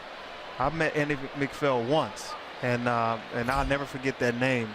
Him and his voice calling me and saying that you're the 20th selection in the 1993 draft. Cool. This is Andy McPhail with the Minnesota Twins, and I'm 17 years old, and I almost passed out. I was like, really? And so I'll never forget that name, and I appreciate him for drafting me and giving me the opportunity to live out my dream. 1 strike to Iglesias. Checked his swing, but home plate umpire Quinn Wolcott said he went. Now Gibson, is disappointing as his season's been, has still been able to get ground ball double plays. 15 of them on the year. That's when he's going well, and he's, like I said, I've been saying this the whole game. This guy keep the ball down. He's going to create double plays. He's going to help that defense get some ground balls and create those double plays. This one stroked to left field. Romine will round second. Rosario will get it after it hits the wall. Romine's going to be waved around. Here's the throw from the shortstop Polanco, cut off by Mauer, and the Tigers get one back on a double by Iglesias. His 36th run batted in, and it's 5-2. Iglesias put a good swing on that pitch. And battle with 2 strikes. He had 2 strikes, and Gibson left the ball up, and when you do that, bad things happen. And he was able to stay short, make good contact right there. Andrew Romine running around the base, scoring from first. Has a lot of speed.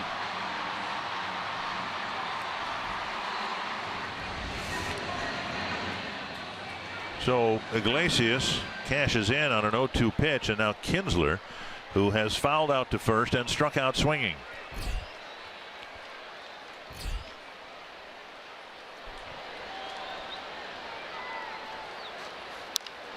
That's down the right field line.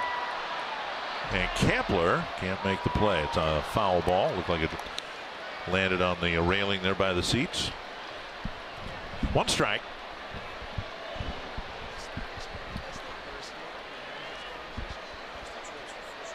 One strike to Kinsler, with Romine getting hydrated after running from first base, scoring on the double. It is the long run. This is their first time having a runner in scoring position tonight, so Gibson's doing a pretty good job. Checked his swing. 1-1. Night game tomorrow, although we will start an hour earlier than a day game on Sunday. Then the Twins head home, have an off day Monday, and the homestand starts. 3 games with Cleveland. Tuesday night, Wednesday night, and Thursday afternoon. Day off Monday. Day off Monday. Got some golfing, some fishing, and some Netflix. Dribbler up the line, foul. What do you do on your days off? Well, I'm going to go up to our cabin and hopefully enjoy a nice day on the lake in the boat. Do you lay out in your Speedo and get a tan? No? Torn. That's a bad visual. Well, wait. No, I don't do that. Your wife? She might like it though. Good. I'm proud of you, man. You getting a tan, get as dark as me? Not nearly. Rolled to third. Escobar looks the runner back and fires across, 2 away. We saw yesterday with Dietrich Enns in his major league debut running into some trouble early on in a rather quick exit from the game. And I think that's what we'll see more of. Here's Gibson. He's been sailing along just fine, but a 1-out walk, then a double and a run scored, and Ryan Presley's warming up in the pen. I mean, it's a good thing because these games are important. And if you've got the lead, the emphasis is to win tonight and worry about tomorrow. And so rather than let anything kind of spin out of control for Gibson, the Twins are readying Presley. The only thing you can worry about is today. Tomorrow has its own problems. We can't focus on that. And that's why Molitor has somebody up in the bullpen. That one in the dirt and off the backstop. A wild pitch getting Iglesias to third base.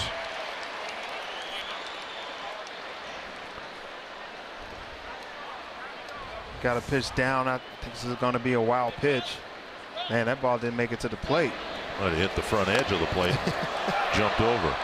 And the reality is that we've seen Gibson have starts like this where things are going fine, and then boom, 3-4 runs are up on the board. And when you're in a race, as the Twins are, and you're managing that team, you need to be proactive rather than reactive and be on the ready in case you start seeing things like wild pitches or walks. Leaving pitches up, but hopefully, you know, the past is the past. We're going to focus on today, and hopefully he figures it out and knows that they're in the playoff race and dig deep. 2-0 to Matuk. Hit a home run in the first inning. It's a good pitch. 2-1. And you got one of the hardest hitters in baseball at the plate right now. The hottest hitters on the Tigers team. And Matuk, and if you can get the ball down and create a ground ball right here and get that third out, that would be nice.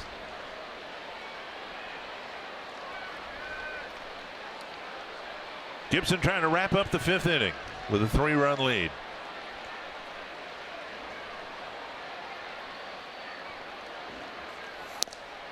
Fastball away. Hey, do you walk him right here? He's hot. Hit a home run already. No, not with Upton on deck.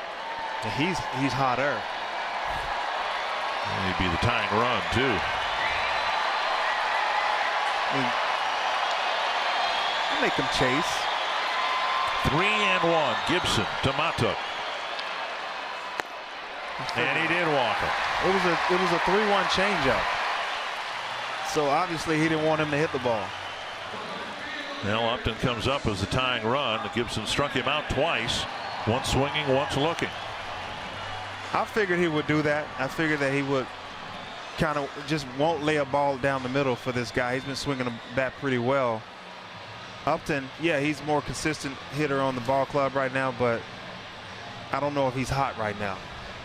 You have all the numbers. Could you please tell me that? I'll tell you what he is against Gibson. What's he hitting against Gibson? 3 for 8 with 4 walks and now 3 strikeouts. Yeah, you don't want to face him. Well, he'll have to because there are runners at first and third with 2 down. And Upton has already done a lot of damage against the Twins with 3 home runs and 9 runs batted in. Why would you want to face this guy right now in this situation? I don't. I think I was the one who said, no, you don't want to do that. Yeah, you're right. I agree with you right now. 10 hits, 10 runs, 3 home runs, 9 RBIs this season. 9 games. In 9 games. Do not pitch him middle in. Up and away, down and away. Stay away. I'd rather pitch to Miggy. He's struggling this year. Not. Down and away, ball 1.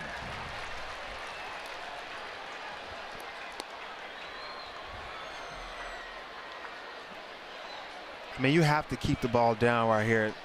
You know, if he gets a hit, make it be a CNI single.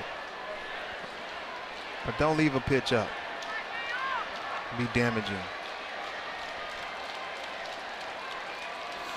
Up the middle and a base hit.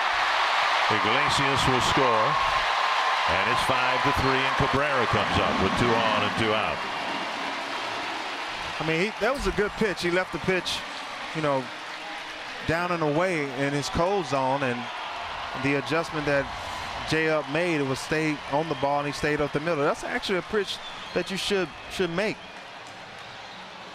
According to the scouting report you saw, where he wasn't hitting that well, pitches middle away.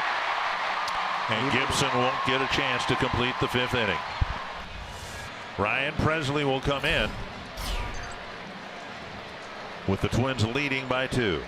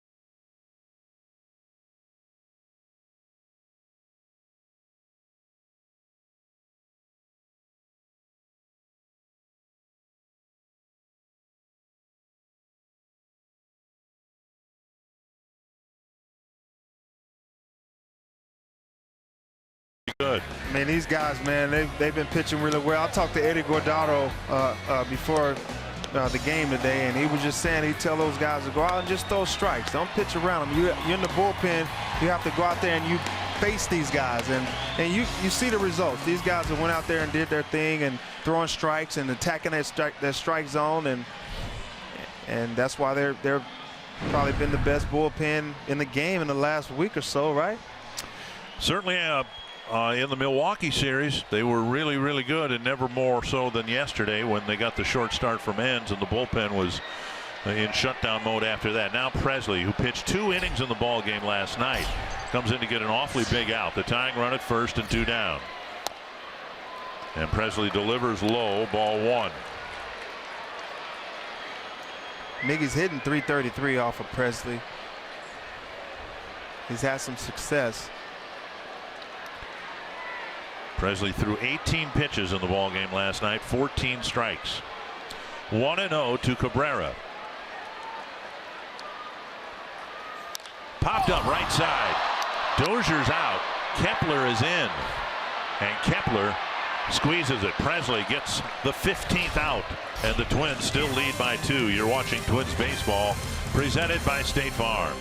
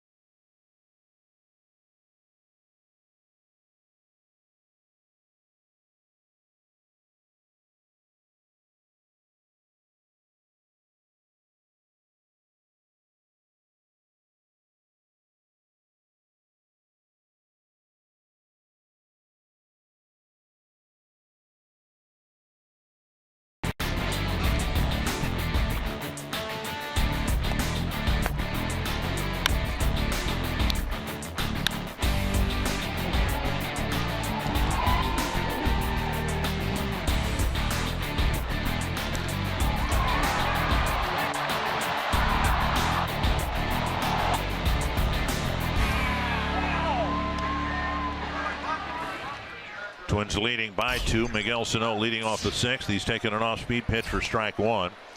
Sano singled in front of Rosario's 3-run home run in the 4th.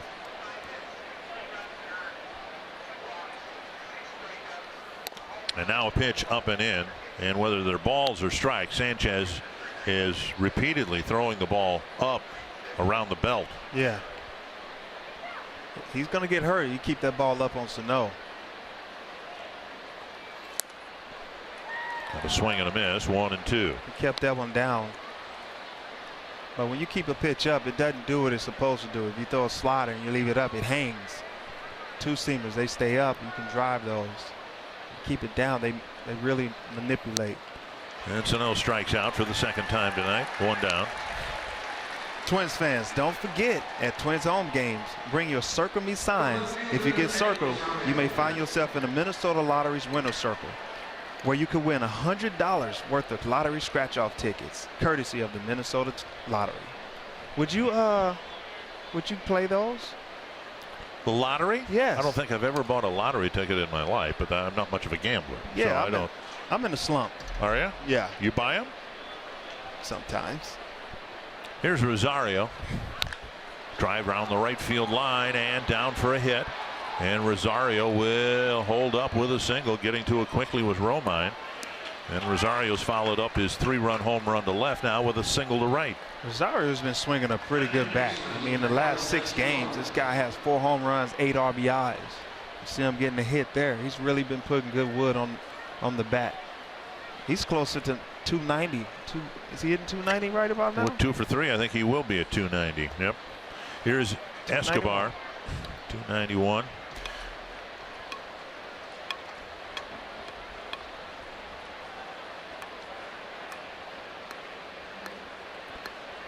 Well, the Tigers have had much shorter starts than this from Sanchez, but you look, what the numbers actually are.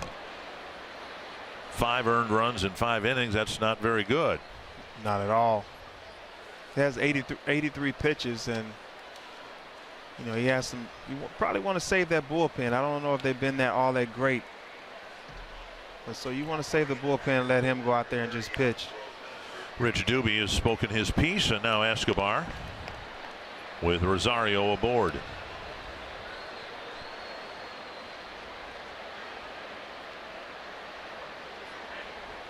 And a late start. Rosario takes off, and he'll be safe. That was almost looked like a delayed steal. What was that? Actually, he had a bad jump.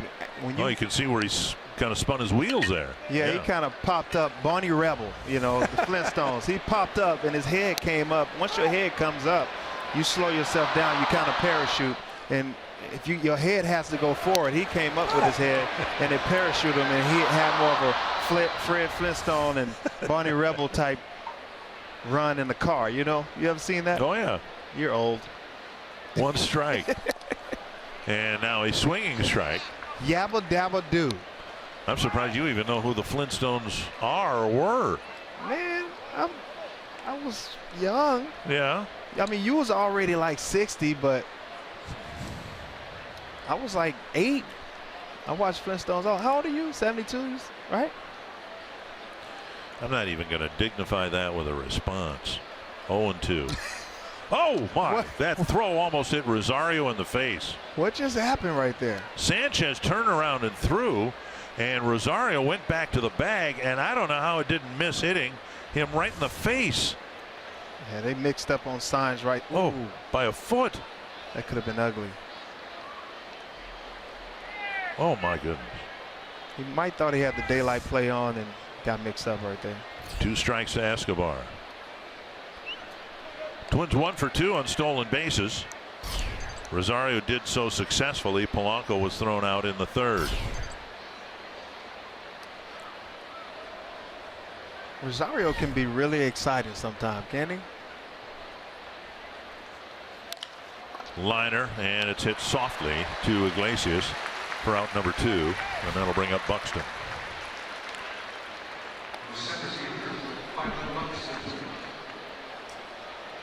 Alex Wilson, Daniel Stump warming up in the Detroit bullpen.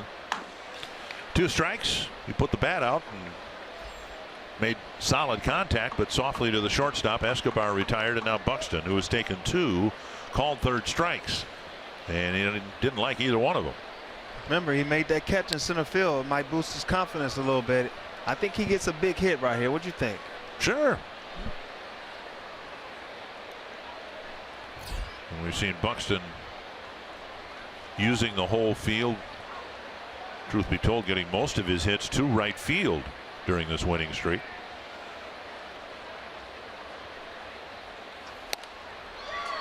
High fastball, 1 strike.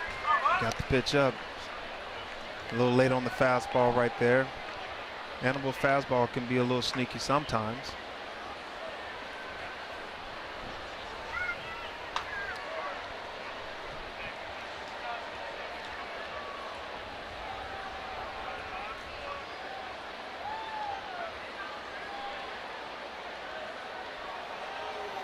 Popped up near the Twins dugout and out of play. So 0-2 to Buxton.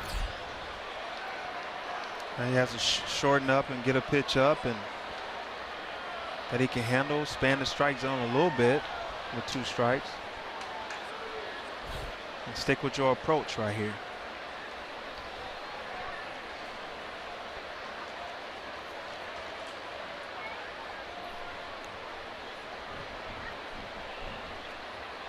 I think he tries to waste the pitch, speed him up a little bit, get him to chase, and then finish him with a pitch he hadn't seen yet. And Buxton wasn't about to be called out on strikes a 3rd time on a pitch on the outside corner, so he fought it off foul. Yeah, he's just trying to fight it off. That was a little too close. It was in between, in borderline high strike zone. You just try to foul it off and stay alive, and that's what he's trying to do. But he hadn't seen a changeup yet. He could throw it later on in his at-bat. 0-2 to Buxton. Popped up near second base. Kinsler has an easy catch. That was a changeup. And Buxton's retired. Rosario left at second. It's still 5-3.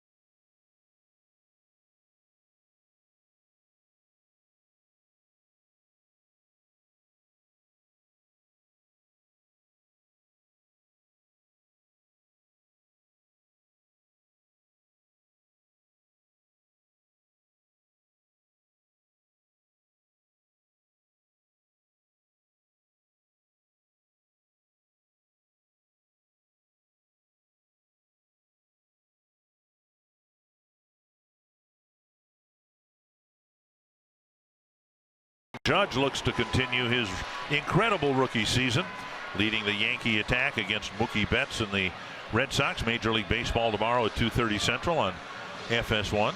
Probably see Aaron Hicks back in the lineup, activated after being shelved with an oblique injury. Those things, you never know the timetable with oblique injuries.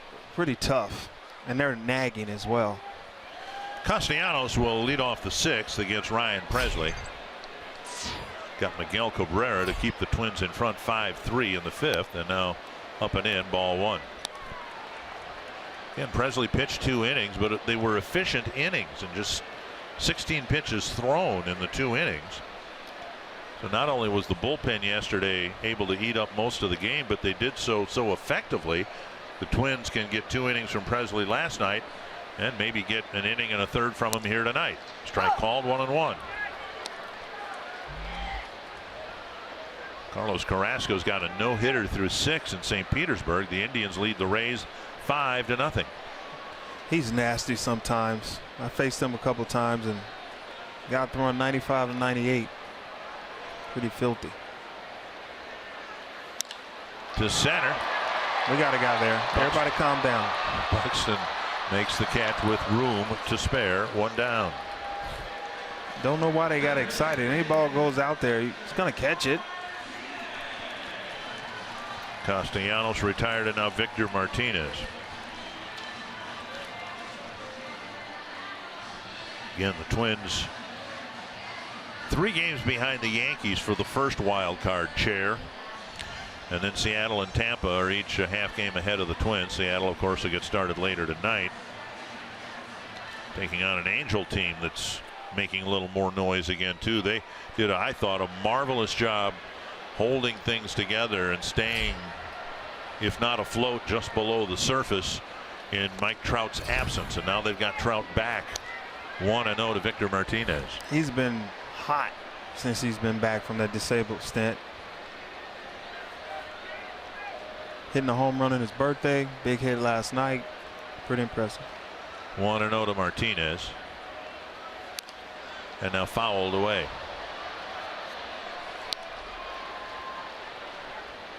The perception in baseball is, and I don't know that it's accurate, but I think it's the perception that the Tigers' window to win it all is closing rapidly. And you were a part of it. You were part of being here when the window was open.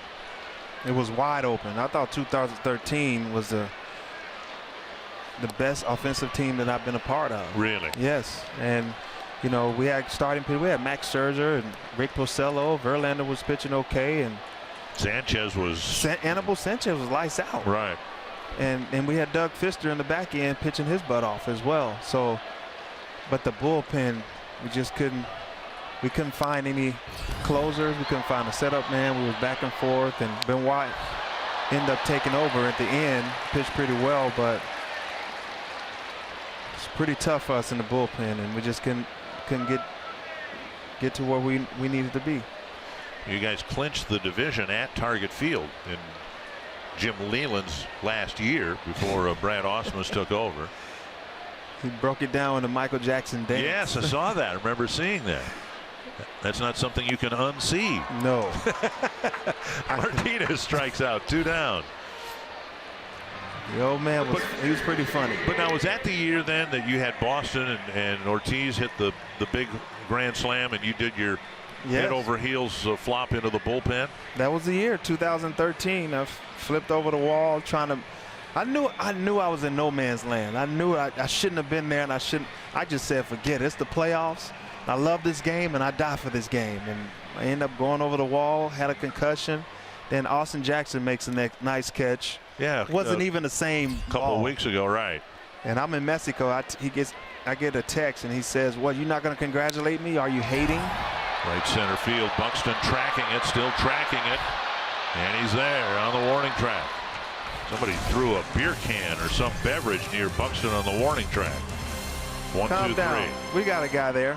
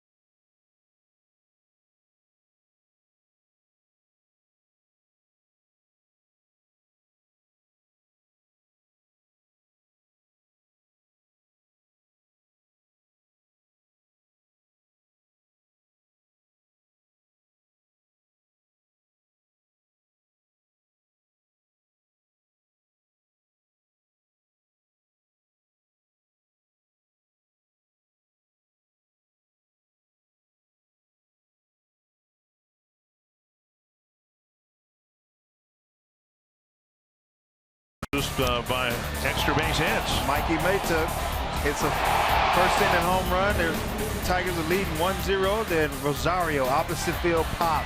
Fourth inning, 3-1. 3-run John. Then you had Max Kepler. Hits a 2-run jack, making it 5-1.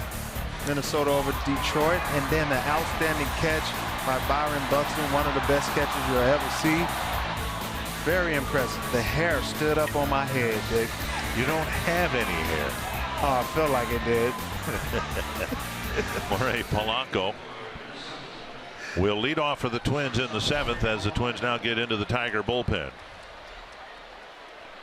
I had hair. You did? Yeah, 20 years ago. Daniel Stump coming in for the 30th time. And he will face Jorge Polanco, who now will hit right-handed. Then Castro and Dozier.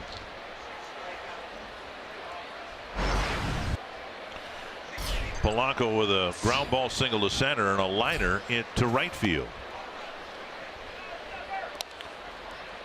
And I guess what's particularly gratifying to about Polanco's hot streak is he's been hitting from both sides of the plate. Sometimes with switch hitters, you don't know. They may just feel something from one side and not feel it from the other. But he's done a nice job boosting both the batting averages, right-handed and left-handed. 1-1. I mean, you think about it, in this late in the season, this guy about a week ago, 10 days ago, I mean, I think he was hitting like 220. Yeah, he was in the 219, yeah. And for him to be hitting 240 right now, I think he's hitting 240, yeah. I mean, this guy that's hot. Because your average really, late in the season, your average don't go up or down too much. Ground ball to short. Iglesias has it. Now Cabrera has it. 1 down. The big three continues as basketball's greatest legends take it to the court in Los Angeles. Rashard Lewis, Stephen Jackson, Mike Bibby, and Al Harrington keep the action going in a 3-on-3 battle for the championship. The big three changing the game Monday night at 7 Central on FS1. Ice Cube actually did something special with the big three. Yeah? That was pretty impressive. Yeah? Yeah, I mean, you know, you've been talking about it. People talk about it all the time. Should have a 3-on-3 tournament or some 3-on-3 team. For him to go out and make that happen, that's special. Up and in to Castro. 0 for 2. A fly ball to left and a strikeout.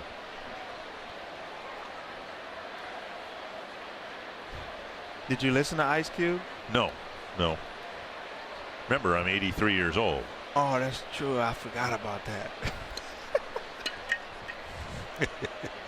1-0.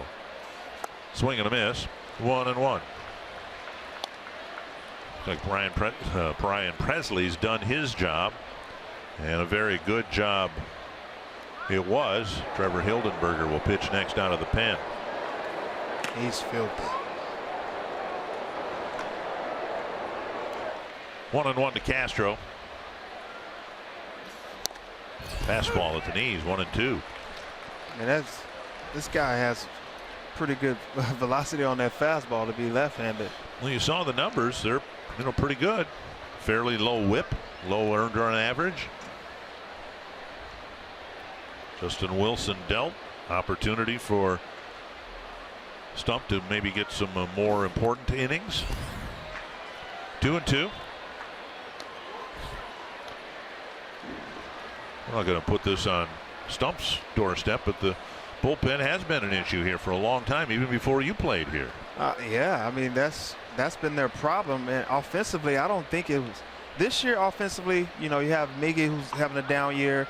You got Victor Martinez who's having a down year. But if you think about it, they always had great offensive numbers. But it's just been the pitching from the bullpen that's been killing them the last 4 or 5 years. And when they went to the World Series, what was it, 2012?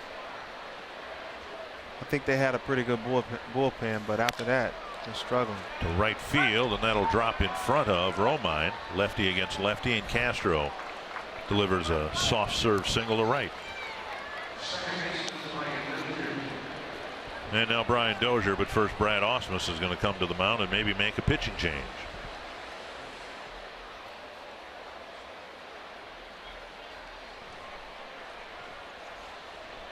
So there will be a change with Stump being brought in to face the switch hitter Polanco and the lefty Castro. The Twins leading by 2, looking for some insurance here in the 7th inning. Alex Wilson will pitch next for the Tigers.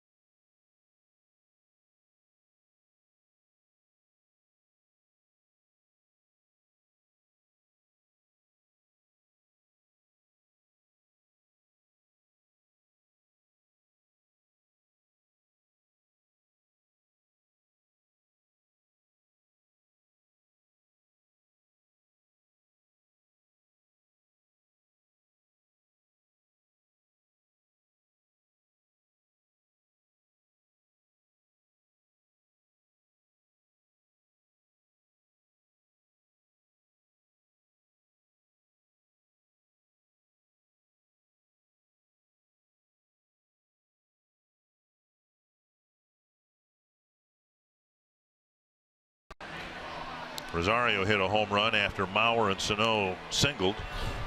And Kepler hit his home run after Dozier singled. Now Castro with a 1-out single in the 7th. And Alex Wilson will pitch for the Tigers against Brian Dozier. My stats guy gave me a number, 29,733. I thought that was how many miles you had on your car. But that's the attendance in the game today. Right. I got it now. Yeah. Dozier is 1 for 3.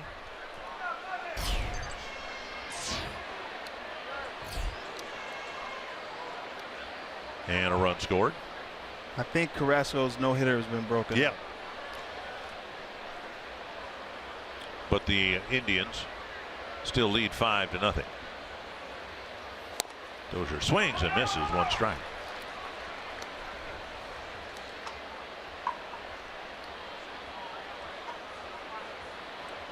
I think they had to go with Alex Wilson against Dozier. Alex has a good cutter, a great slider, and he throws the pitches middle away. I think that's sometimes that's Dozier's weakness is a slider soft away. He swings over the top of that a lot. And Wilson gets ahead of him quickly, 0-2.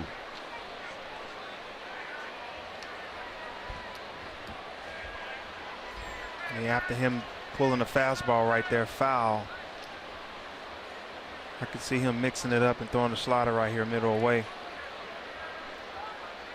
Sped him up to slow him down. Just missed the corner. Breaking ball.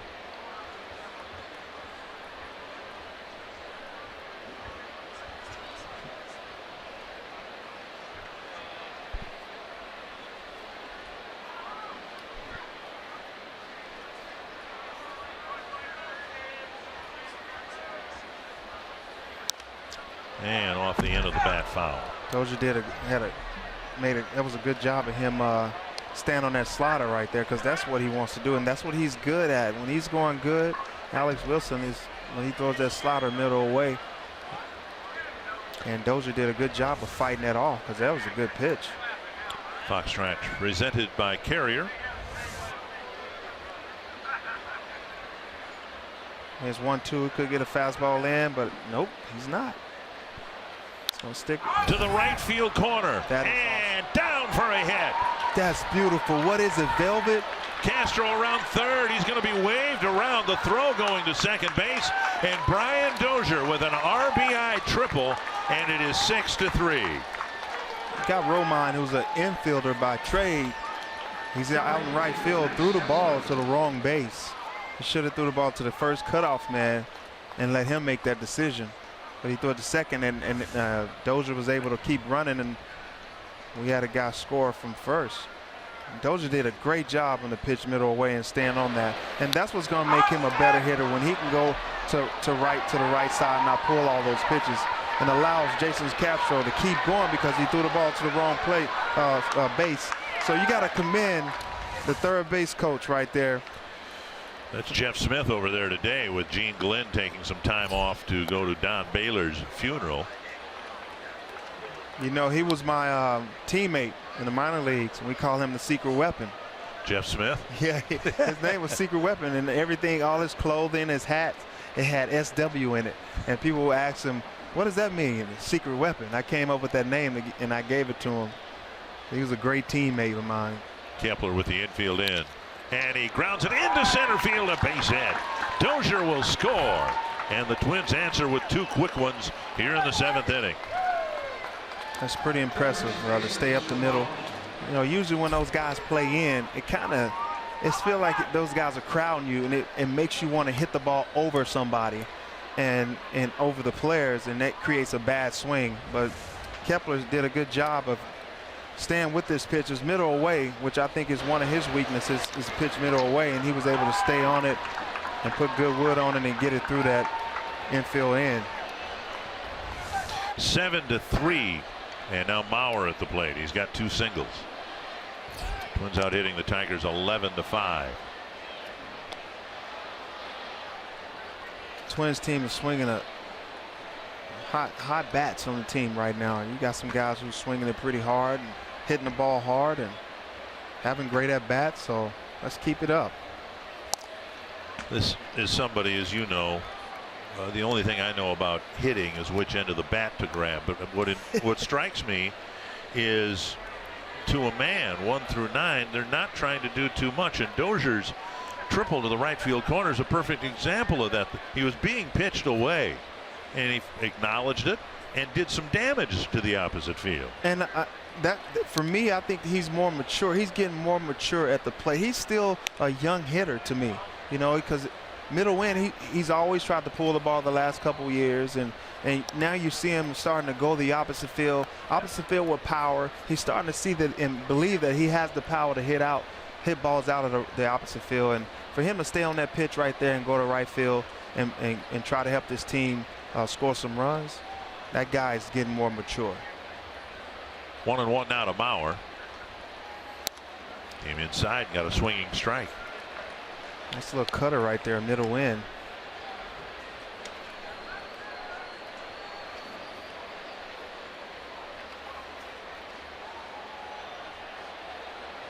Mauer would have been a good hit and run guy right in this situation.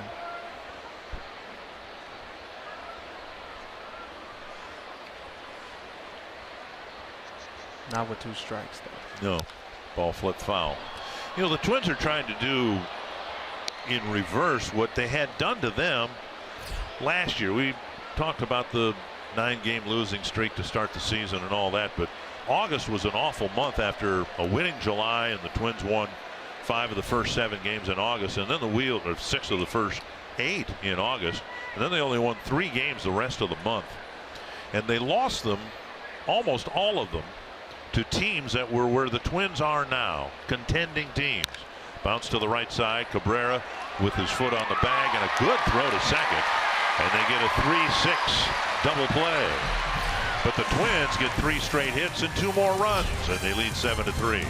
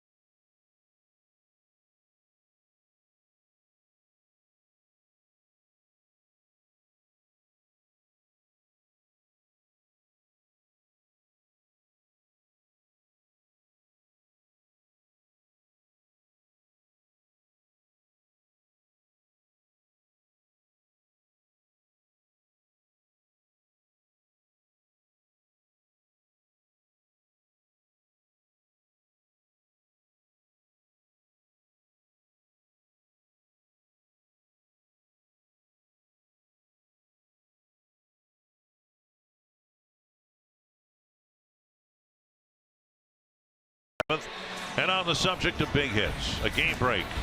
Giancarlo Stanton just hit his 40th home run of the season. Wow. And you sit out there in those seats in that ballpark at your own peril. My goodness. They get out there in a hurry. Unlimited baseball break brought to you by T-Mobile. And Hanley Ramirez has his 18th home run of the year, and the Red Sox are trying to drive the wedge wider between themselves and the Yankees. Edwin Encarnacion with his 23rd, and the Indians in the top of the 8th leading the Rays. And one of my favorite players to watch, Nolan Arenado, his 23rd home run of the year. And the Rockies might enter the playoffs as a wild card team because nobody's going to catch the Dodgers. And I agree with you, Nolan Arenado. Yeah, it's fun to watch. Oh isn't my it? God, it's so fun to watch. Third base, running the bases, swinging the bat. Trevor Hildenberger didn't pitch last night. The Twins are hoping he's got a couple of good ones in him. We're just in the 7th inning here. And that changeup floats over the outside corner.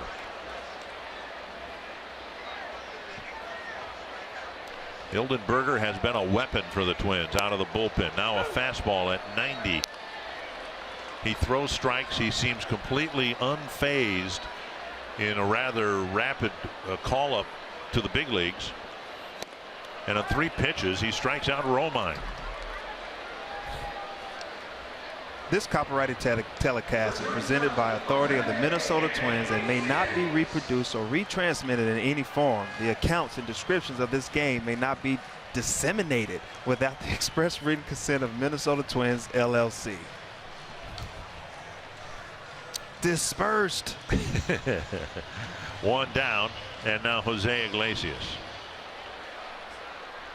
You were teammates with Pat Neshek, right? Yes, I was, actually. That's what who he reminds me well, of. it's just an unusual delivery, and he's got command of that changeup. 1-0 to Iglesias. Now a swing and a foul. Neshek was an all-star this year. Philly, right? Again, yeah. He's a 2-time all-star. But, you know, you would know as a right-handed batter when you see someone with the unusual delivery that Hildenberger has, it's hard to pick the ball up sometimes. You know, when me and Kadire and I, we have this little thing when guys throw like that and they're down and their knuckles are scraping the ground, different things like that, we take until we get 2 strikes. We end up 3-2 and we might strike out and everybody says, oh, great at bat. But trust me, we were taking until we got 2 strikes. And that was our little thing, man, whenever we face guys like that. Get them up and make them throw strikes. And we've seen him do it principally to right-handed batters. 2 strike counts like this, he might come up more over the top. And that's what makes him, and he's throwing harder over the top. He's right. 92, 93 down from down under. And when he comes over the top, he might be 94, 95. 20 innings so far, only 3 walks. He's run the count full to Iglesias. Chopper over the mound. Dozier charges. Quickly gets rid of it on time to Mauer. 2 down. Nice play by Brian Dozier. That is a great play. A speedster, you coming in full speed. Now you got to throw the ball behind your body. You have to really work on that and practice on those little kids out there. Pretty impressive. 2 down, and now Kinsler. Repetition, repetition. That's what we got spring training. That's what you're working on. Kinsler's 0 for 3. A foul out, a strikeout, and a ground out. This has been a really fun team to watch in the last week. Strike on the outside corner. It's been just 5 games, the winning streak, and now a lead here late in this game. But they're playing the best baseball we've seen in a long, long time in a Twins uniform. Chopper over the mound. This time it bleeds through. Miscommunication. And Kinsler might have beaten it out. If either one of them had caught it, it'll be a 2-out single. True. And now Matuk will bat. Another ball beaten right into the ground, and with Hildenberger sinking action, he gets a lot of ground balls. And they threw a little 2-seamer right there and kind of tied him up, but got the CNI single. Here is Matuk. You got to take those sometimes.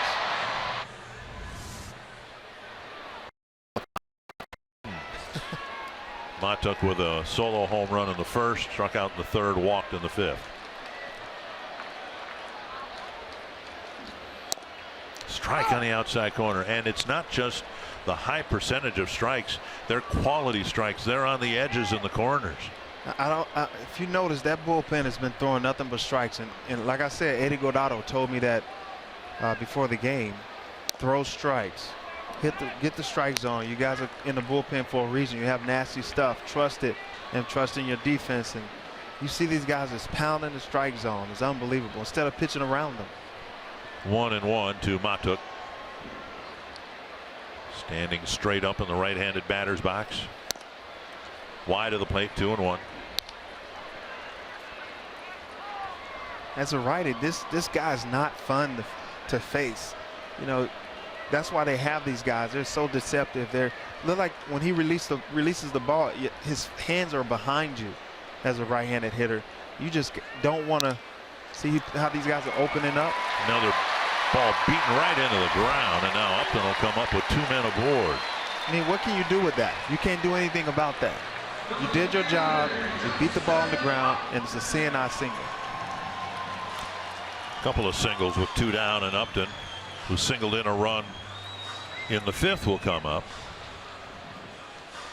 If you take a look at the last 2 swings with Trevor Hildenberger out there pitching, him throwing behind these righties, his hands behind the righties, every hitter is kind of coming around the ball and stepping in the bucket, stepping towards left field to try to open up, and it ends up jamming those guys because they're coming around that 2-seamer that he's throwing inside. That's why they have the shortstop so far over to the left side. And now they're bringing Dozier over in that spot where they got the 2 hits. Upton with 79 runs batted in, counting the one he drove in the fifth, among the league leaders. Been really good with runners in scoring position this year.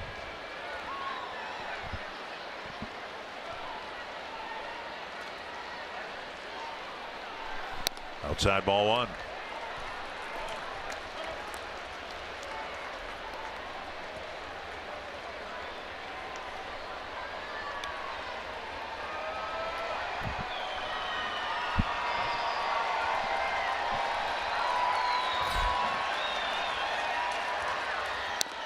Outside 2-0. Don't want the tie run at the plate. Kind of have to go after him right here. Upton got the single, and then Cabrera ended a threat in the fifth by hitting a fly ball to Kepler. But you don't want to tempt fate too many times. Yeah. Try to get the third out here. You have to go after him. Hopefully he misses it. Pop it up. And he did. Pass Dozier into center. Another RBI single for Upton, and Cabrera will come up with a chance to tie it again at 7-4. 3 straight 2-out hits.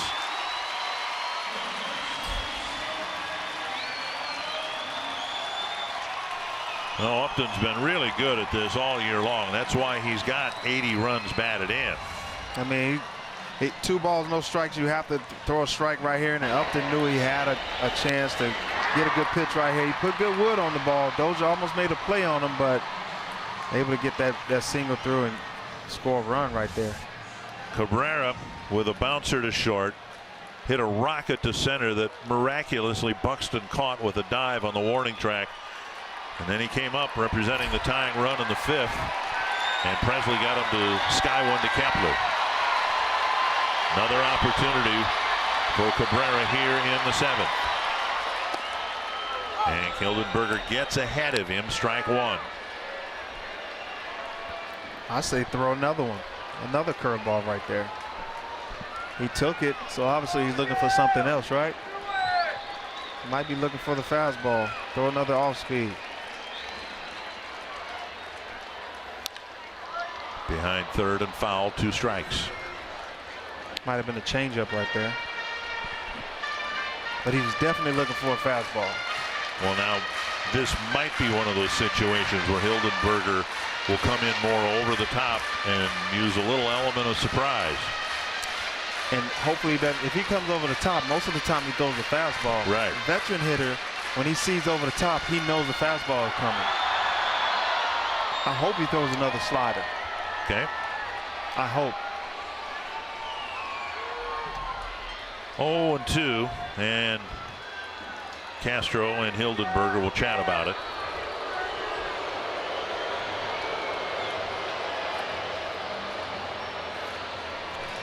Taylor Rogers warming up.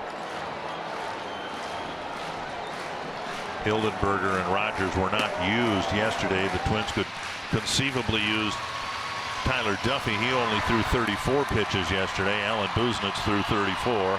He might not be able to be used tomorrow. I think you leave, if anything was happening, you will leave Trevor in there for Nick Castellanos. Little roller to third. Escobar scoops it up, and Hildenberger gives up 3 singles and a run, but the Twins still lead by 3. You're watching Twins baseball presented by State Farm.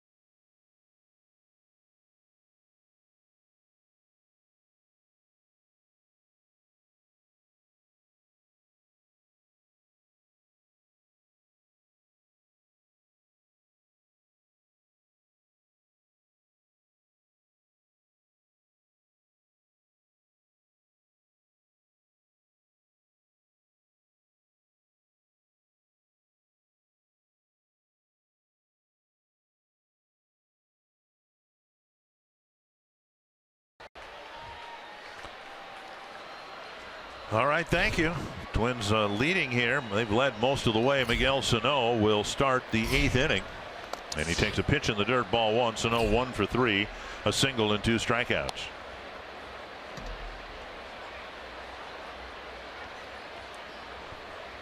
Sano getting his batting average to creep up a little bit, but again, we haven't seen the power recently that we saw before he got hit by a pitch, and maybe that's to be expected. Oh yeah, man. Like I said earlier, you get any kind of injury, especially to the hands. 1-1. Looked like his swing is not the same as it was before he got hit. He got hit in Los Angeles at the start of the road trip, and then it took a few days, and he finally homered in San Diego, and then he got hit again early in the homestand and hasn't homered since. I've been hit there several times. Did you ever use, because he's got a pad on now on the protecting the back of his left hand. Yeah, I use that as well. And you know, when he checks swings, because he's trying to go for that big homer, he's a power guy. Sometimes you're going to check your swing and they're going to come up and in because they don't want a big guy like him to get extension, so you have to pitch a guy like him up and in and high and tight. Looks like he's gotten rid of the padded glove and now is just wearing a conventional batting glove. Yeah, I mean, a guy like that, that's why they start having the elbow guards, and Barry Bonds was wearing them, and you know, all your big hitters and guys that you need to stay in the lineup, you don't want them to get hit by a pitch and they're out for a week. That's why these guys are wearing a protective gear. 3rd strikeout tonight for Sano, and he's got 157 on the year. One down in the 8th. Target Field, of course, a great place to spend time with the people who are important to you. Groups of 25 or more are eligible for discounts on tickets, and per ticket fees are eliminated. Arrange your group of 25 plus today by visiting twinsbaseball.com/groups and ask about a Twins Target Field group outing. Wilson will come out with a left-handed batter due up next, Eddie Rosario.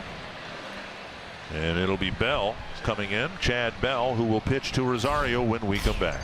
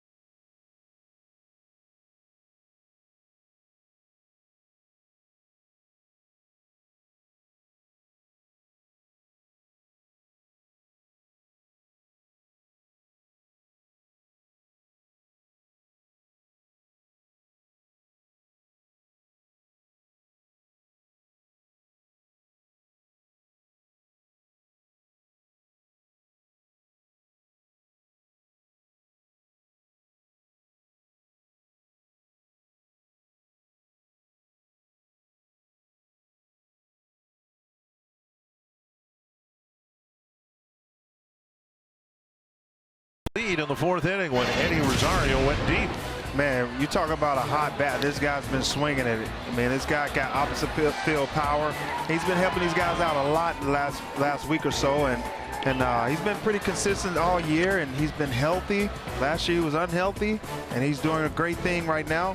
I mean, you look at the first 56 games, he was hitting 250. He was staying below the radar, staying normal. He was a normal guy. But once it got hot, his bat got hot. He heated up with the summer, and he's hitting over 300 and banging, hitting for power, and really giving these guys a good chance to get into that playoff berth. And the most encouraging thing about Rosario, he's more than held his own against lefties. Came into the game hitting 280 against lefties, 290 against righties. And it's not a small sample size anymore. He's had 101 at-bats against left-handed pitching. And he's got 29 hits with the hit he got in the 6th inning. There's only one batter on the Twins team that has more at-bats against lefties, and that's Polanco, and he's a switch hitter. Wow. Fouled back. Good swing, 1-2. He has really good swings off of lefties. Even when he got called up in 2015, I saw the way he had at bats against lefties. I'm like, this guy sees lefties better than righties. That's weird. Me as a righty, I see lefties better than righties. And for him to do that, that's pretty impressive. I think because the lefty is right there in his eyesight when they release the ball, he just knows how to stay on it. Poke to left center. And that will drop for a hit. He's got another hit against a lefty. Little pop fly single. And he's aboard with 1 out in the 8th. Hey, 3,000 of those will get you in the Hall of Fame. But he's done that too against lefties. I mean, his strikeout rate against lefties isn't any higher than it is against righties. Man, he stayed on that pitch. That pitch was out over the plate, down and away, and he just poked his bat out there. And we call that a Georgia peach. And you have a peach. I got a couple of peaches here on the counter. Wow. They're not from Georgia, are they? I can't imagine so. I would guess they're. I just hope they're not from Michigan. I hope they're from like Washington. Ball 1. Do they even grow peaches here? No. Nah, pretty sure they don't. Escobar has been much more dangerous from this side of the plate.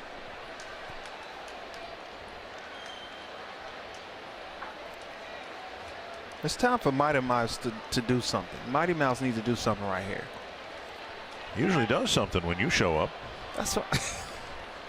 Only when I'm here? No, I'm not saying that at all. But when you've done games, he's generally had some good games.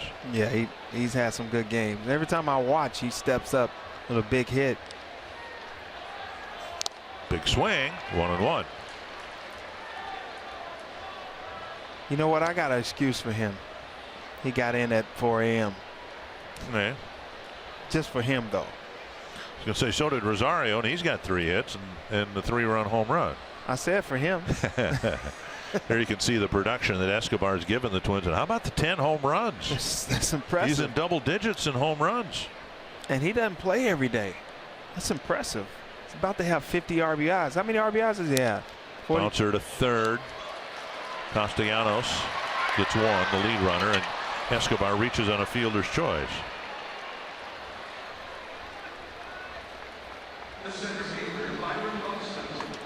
Just think, he doesn't play every day. He has 37 RBIs. Yeah, he has 276 at bats, and he's got 37 runs batted in. And then Rosario has 44 RBIs. Right. And he doesn't play. How many at bats does Rosario have? I don't look at the stats. You do. You know, they give these things. They're free. You know, you can get a stat pack. They're right back here. They're right behind the booth. I've never been a stat guy. I just go by what I see and know. Rosario has 359 at bats. That's almost 150 at bats more. And he has 37 RBIs. That's how valuable that guy is. To come off the bench, hit 10 home runs and have 37 RBIs and still close with the guys that play every day. It's impressive. Buxton is 0 for 3. A couple of strikeouts and a pop-up into short center caught by Kinsler. Maybe Byron can get an extra base hit here. Squaring the bunt, and he fouled it over the Twins dugout. I have a nice little stat for you. Okay. The first 5 hitters in the Twins lineup now have a combined 10 for 20. Very nice. It's pretty impressive. These guys came out swinging, right? No BP tomorrow.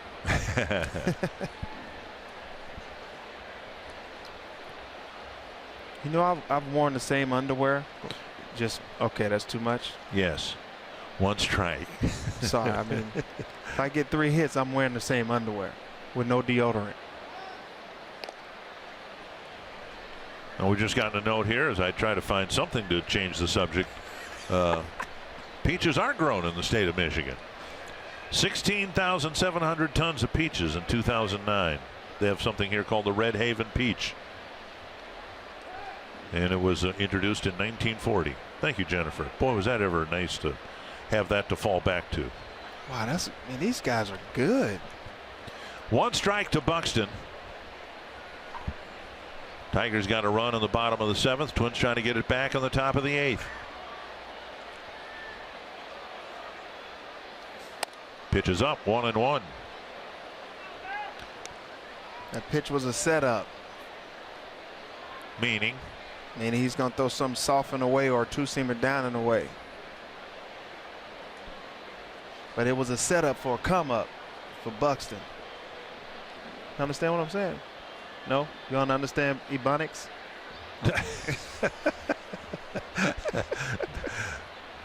1-1 and a flip to first. So you're saying the pitch up sets up the next one and the one after that? Is that what you're saying? Well, yeah, it sets up the pitch that's about to be thrown right now. But it's really a setup for a come up for Buxton. Because he's going to leave that changeup up and he's going to drive it. Gotcha. Come okay. up. Gotcha. Wow. Whew, I need a dictionary. And now outside 2-1. What was that?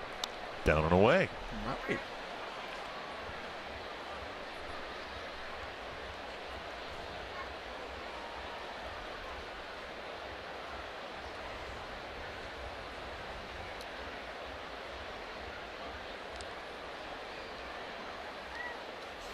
Three and 1. Polanco on deck. You know what trips me out is that it's 3 balls, 1 strike, 2 outs. You know, and Buxton looking down the third like, what he's going to give me. You don't have to look down to the third base coach. you just be ready to hit. All I should see is smoke coming out of your shoes right here, Buck. No. Took a strike over the inside corner. They've been getting called strikes away tonight on Buxton. That one was over the inside corner. That's a tough pitch. You don't really want to swing at that. He would have jammed himself. It looks like it could have been a ball. Escobar will take off here. Full count, 2 down. And in on the handle of the bat, foul.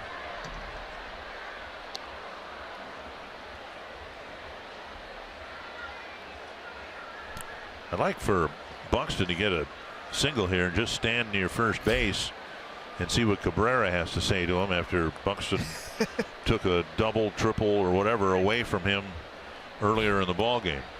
Cabrera is so funny over there. He might punch him in the stomach.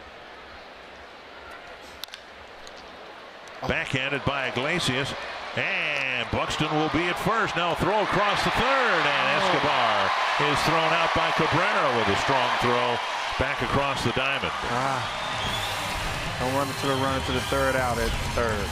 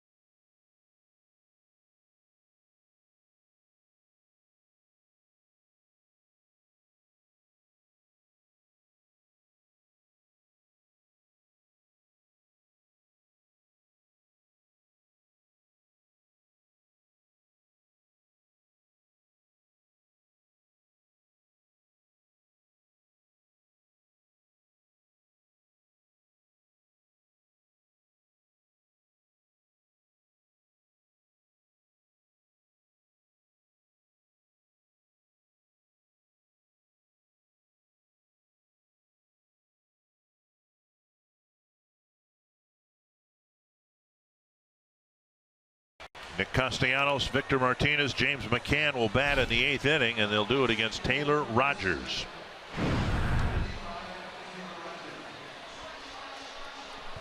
Rogers coming in for the 51st time, hopefully rebounding from what was kind of a tough spell for him. Taylor had some really rugged outings on the road trip out to the West Coast, but now after that he's come up with a couple of good ones in a row. At home against Texas, and 3 nights ago against Milwaukee, a scoreless, hitless inning. It's all right to have that every once in a while. You know, you talk about the first couple months of the season. This guy was the most consistent bullpen guy, you know, in the bullpen. And I definitely think, you know, his outing out there in Oakland and in the West Coast, I think it was San Diego as well, right? Yeah, in Los Angeles, yeah. Yeah, and so I mean, it happens. He can fatigue out sometimes, and then he has to make the adjustment again. But he's been pretty consistent out of that bullpen. 1 strike to Castellanos.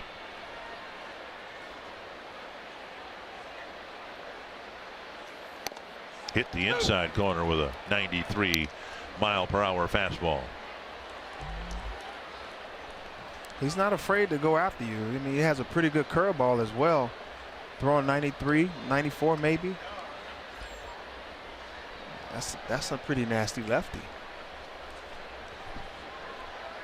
0-2 to the Tiger third baseman.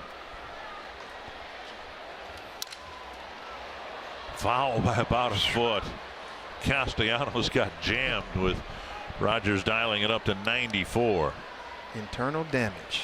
He'll need a new bat, and the bat boy brings him one. Cleveland beat Tampa Bay 5-0. So that means if the Twins win here tonight, they will clear the Rays and move ahead of them in the wild card standings.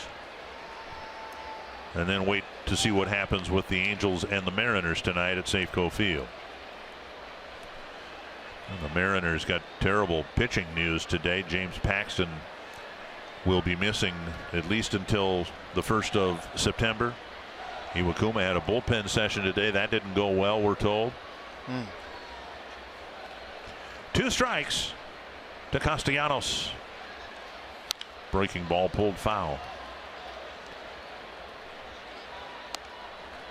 We started to talk before about, as we show you the wild card standings, you know, the Twins approaching the time of the year where last year they were feasted upon by teams who were in a division race or a wild card race.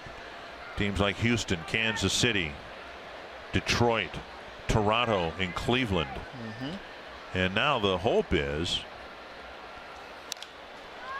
you know, no pun intended, it's better to be the hunter than the huntee, right? I mean, the Twins are the team now that should take advantage of teams like the Tigers, because the Tigers are out of it. The White Sox are out of it. It's very good to be a hunter. Yeah, I figured you would say that. Yes, it's been pretty good to you, hasn't it? No, these guys are doing a great job, man. They just have to keep it up. You have a month and a half left. You know, September, that's when things really heat up. Right now, you're just trying to maintain and stay focused. And Kepler watches that land fair. First. And the throw slipped to second. And first base umpire Brian Onora made the fair call, and it looks like he surprised Castellanos. Castellanos didn't know where the ball was. He was looking around for it, I think, because he did not get out of the box when he swung. He didn't. He looked. He looked in the stands. Thank you, because that could have been a for sure double. Right on the line. How about that? And Kepler got there pretty quick. I don't know if that would have been a double. He'd been thrown out. So a leadoff single. Now 4 of the last 5 Tiger batters have gotten singles. Here's Victor Martinez. Breaking ball over. You got to be careful, because Victor hits a fastball in from the right side. He can really turn on those balls. Right side, he has a little more power.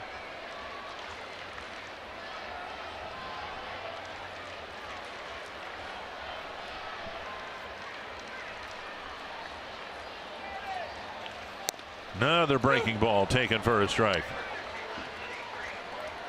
Yeah, Nick didn't know where the ball was going. He looked around and looked in the stands, and then I think, you know, if Kepler got there pretty quick, even if Nick would have saw the ball and took off running, I don't think he would have had a for sure double. It would have been a single regardless. Rogers got ahead of Castellanos with fastballs. He's gotten ahead of Martinez with breaking balls. This one popped up right side. Dozier will camp under it. You see where they started him off with 2 curveballs, and once he threw that fastball, he was trying to get on it. He really likes the fastball middle in early in the count, and that's why Taylor Rogers actually threw him 2 curveballs early. James McCann will bat. Razorback.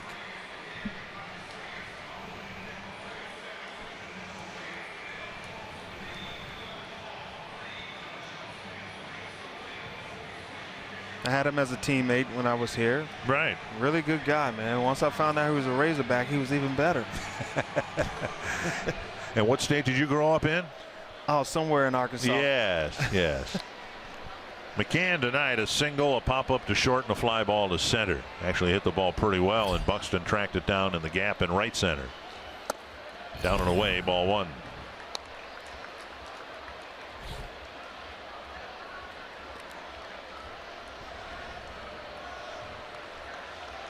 He has a lot of power. He can really swing for some power. And when he's going good, he's hitting the ball to right center. And I've seen him do that a lot. He might have been pulling a little bit lately. Now 2-0.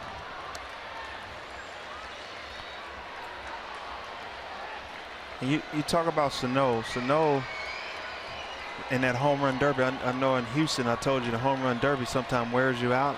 Right. I feel like he's worn out. I feel like sometimes that Sano is. He can be worn out. I'm not saying that he's not having a great second half. First half is better, but it can wear you out, that home run derby. I've seen it a lot.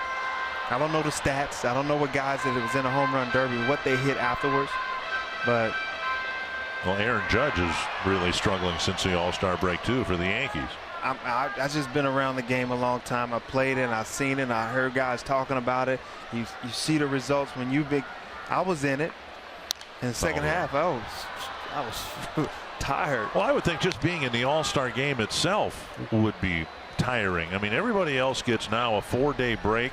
And for the All-Star players, as much of an honor as it is to participate, it's go, go, go, go, man. You got to fly there. You got this to go to, that to go to, the game to play in. Then you got to fly home, and then maybe you got to fly with your team to the next city to start the second half. It's pretty a hectic pace. And nobody talks about the parties. Uh-oh. Now in the dirt, and a wild pitch will advance Castellanos to second and take care of the double play possibility. And it was his first All-Star game, so he probably had 1,000 family members there. Right. They want to stay up all night. They need to go to dinner. It's a slider down and in, almost hit his back foot. So there goes a wild pitch. Yeah, I would think so. And McCann now with a full count, and Rogers is hoping that he can get through this at bat, maybe get through the inning. But in case something starts mushrooming here, Tyler Duffy is warming up. You don't want to lose him here. You have to throw a strike right here. You have to. And he left it up high first and second, and now the tying run will come to the plate, and it'll be John Hicks who will hit for Romine.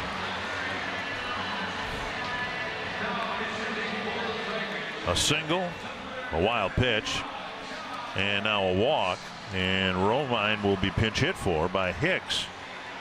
Hicks, a catcher by trade, but he's kind of become a bit of a utility player. Hicks has never faced Taylor Rogers.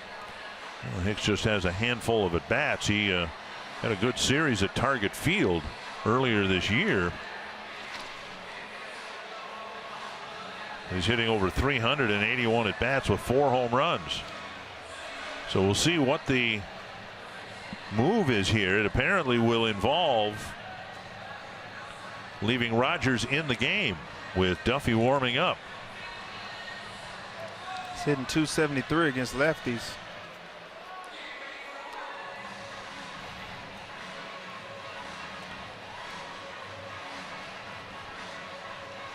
Rogers with a 60-point spread, lefty righty, in terms of his effectiveness. Pitching against left-handers, and they're hitting just over 200 against him. Here's Hicks, briefly property of the Twins, and you can see what he's done against the Twins. 5 for 10, a home run and 6 runs batted in. He represents the tying run. Down and away, ball 1. This has been an uncomfortable ball game in just about every inning the Tigers have hit. They had the tying run at the plate in the 5th, and Cabrera made an out.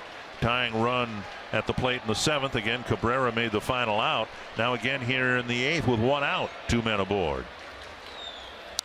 Fouled back, 1-1. Trying to stay away from him. Don't want to give him a pitch middle in for him to, drive the ball out of the park or in the left field gap. That would cause some havoc right there. So I'm trying to stay away from him. Looks like he's open up. He has an open stance. And he looks like he wants to pull. Swing and a miss. Challenging him with a fastball. Hicks early last season was catching for the Rochester Red Wings. Had 33 at bats, and then the Twins lost him on waivers. 1-2.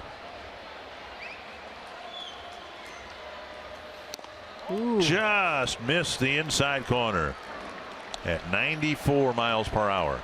Woo. It's a good pitch.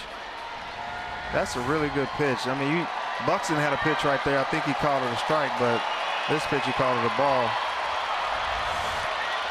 Rogers doesn't want it to go 3-2.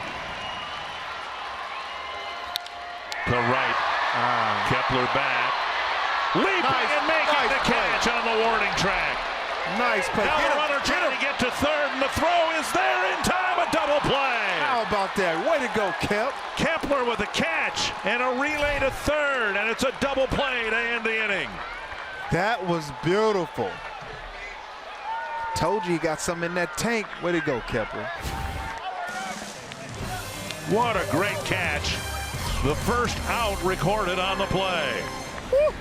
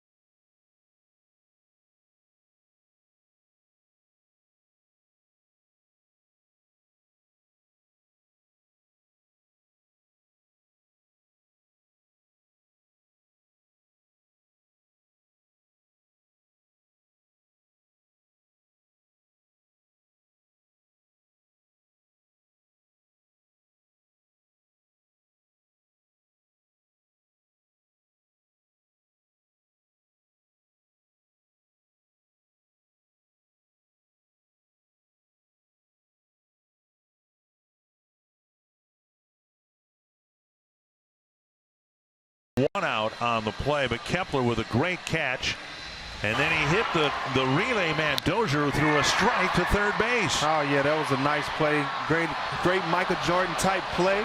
Hit the cutoff man, and late tagging up right there. That was Nick Castellano. I think he had a little brain fart, and he went back. He tagged up. He went back. Well, he went back because he thought he left too early. He did leave early. That was a brain fart. Can I say that on the air? You just did. Well, he just made a brain fart. And the Twins end the inning and now head to the ninth, still leading by 3. Bell will pitch to Polanco, Castro, and Dozier. And it's in one shot. We don't have to sync anything up. He didn't leave early. No, so why did he go back and, dude? That is. I don't know what happened right there.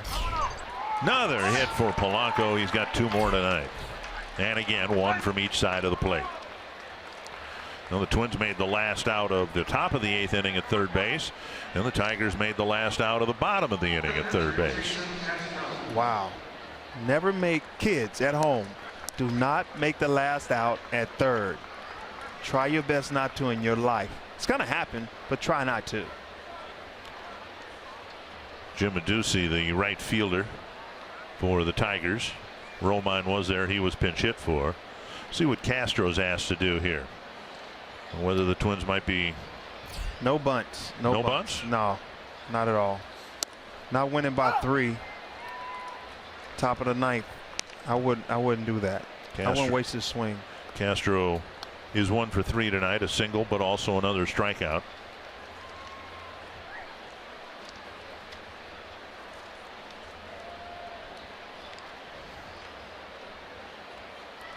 I mean, Castro swings and misses a lot, so you couldn't hit and run with him. Bouncer to first, and Cabrera will go for the lead runner, and then he gets him, and Castro beats the relay. a chopper and a high hopper, and the Tigers were able to get the lead runner. Yeah, he got a nice little ground ball right there, and he was able to beat it out. That's good. Still in the same situation we were in. Cabrera's delivered a couple of strong throws. I like to see first baseman who can do that. Joe Mauer can do that, but I mean, he throws on target and you know, with some firmness to the throw. Well, you got to think about it. He was a third baseman. He's a converted third baseman. You talk about Mauer was a catcher who was converted to first base. So these guys in positions where they have strong arms. Dozier's had a good night at the plate. Didn't start out so good. He popped up on the game's first pitch, hit a fly ball to center, but then a single and a run scored in the 5th. Then he tripled into the right field corner, driving in a run, and then he later scored on Kepler's single. I think he had one of the best at bats tonight, shooting that ball the other way. Yeah.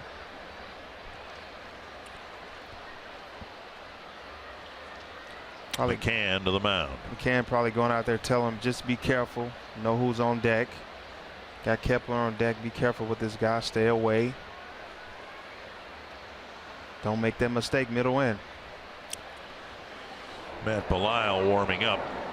Twins trying to take it out of a save opportunity situation with some insurance here in the top of the 9th. So far, what we've seen is it really doesn't matter. Once Belisle's warmed up, he'll come into the game, even if it's a 4-run lead, which was the case a couple games ago.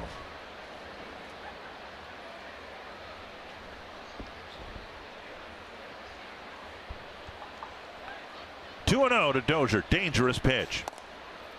And the next one will be even more dangerous. I think you give him the green light right here. Let him swing. 3-0. Got a lefty on deck. You don't want Dozier to just take a pitch right here. You want him to go ahead and swing for one. You're up by 3. Dozier hitting .319 against left-handed pitching this year.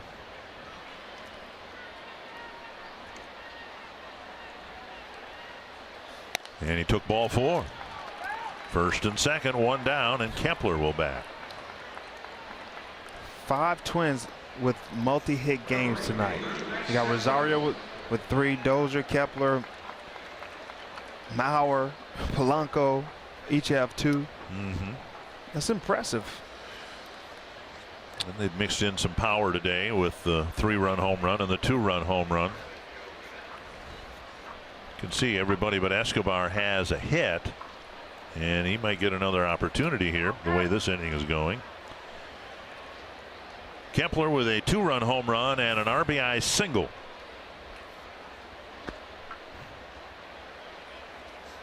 Down and away, ball 1. I mean, I think Kepler takes until he gets a strike. I mean, he walked Dozier with 4 straight pitches and threw another ball right here. You have to make him throw a strike. But I wouldn't be mad if he swings hard right here either. Now he's taking a strike, 1-1.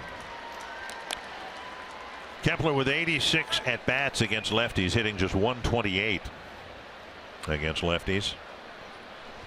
A double, a triple, no home runs, 6 runs batted in. He's hitting what? .128 against lefties. And he gets a base hit. Castro to third. He'll be held, and they are loaded up for Joe Mauer. Did you see that? The shift. He beat the shift, hit the ball the opposite way. Oh, that's so beautiful. Tom Kelly would be so proud. Mauer with singles his first 2 times up. Look at this shift. This shift, all the guys on the left side of the field, he was able to hit the ball where the shortstop should be, and he gets a hit. When you start beating that shift, they're going to have to play normal, and he's going to be a better player. Better numbers. Mauer hit into a double play his last time up.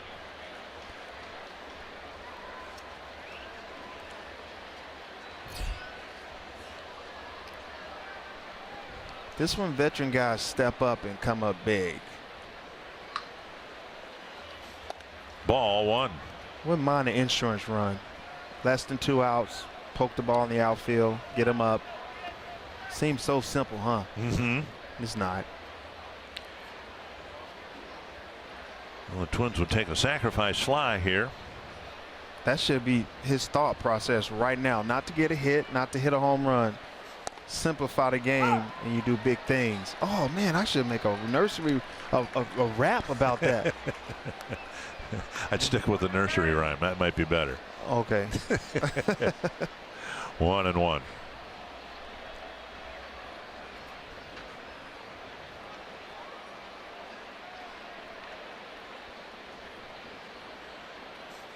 Two and one.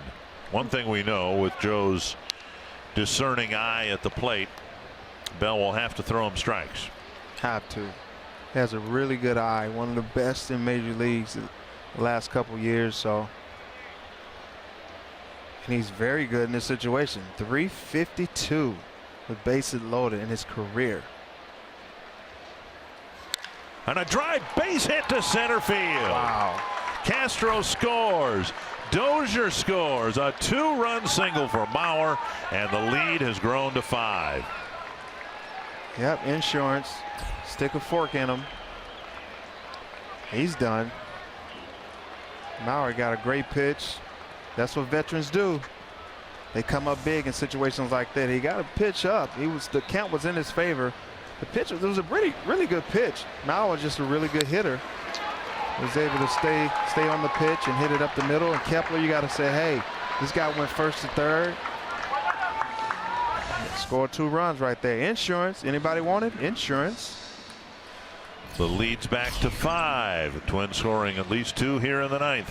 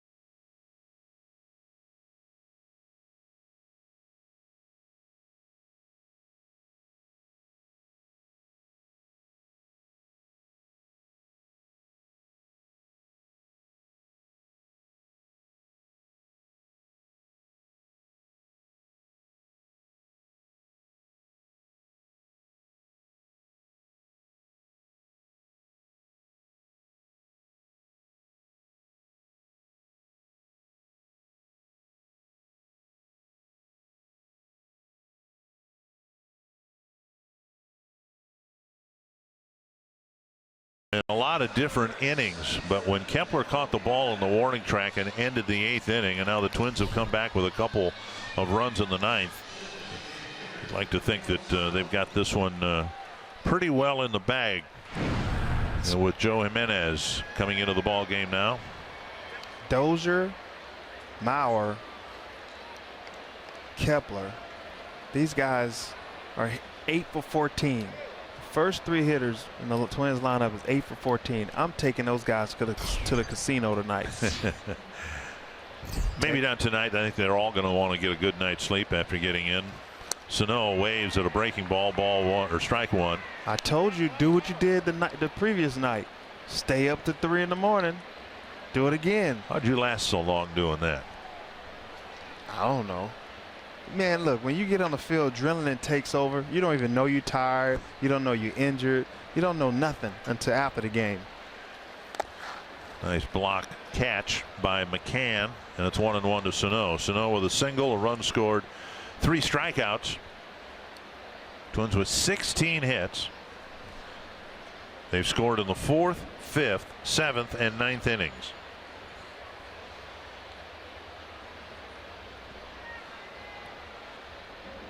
Joe has pretty nasty stuff. He hadn't been out there much. Low and inside, 2-1. I don't know why, but he has pretty nasty stuff. Still young. It's definitely the future. Brad Austin was quoted as saying he's trying to figure out spots to put him in to get him some experience. And now he's on the verge of walking Sano. Rosario would come up next. And this situation is softer, 9-4. Let him get some work in. 3-1 to Miguel Sano. I got home run to right field.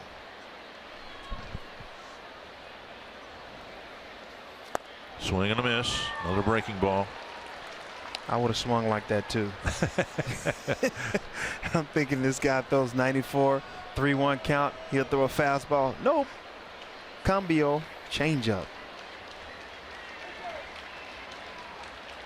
At my age, I would have blew it back out though. At your age, you for sure. 72. I wouldn't have been able to swing that hard. Fourth strikeout tonight for Sano. Oh, 2 down. That's called the golden sombrero, right? Tough. And now Eddie Rosario will bat. Rosario tonight with 3 hits. And the biggest hit, very likely, the 3-run home run that turned the game around. The Tigers had a 1-0 lead in the 4th.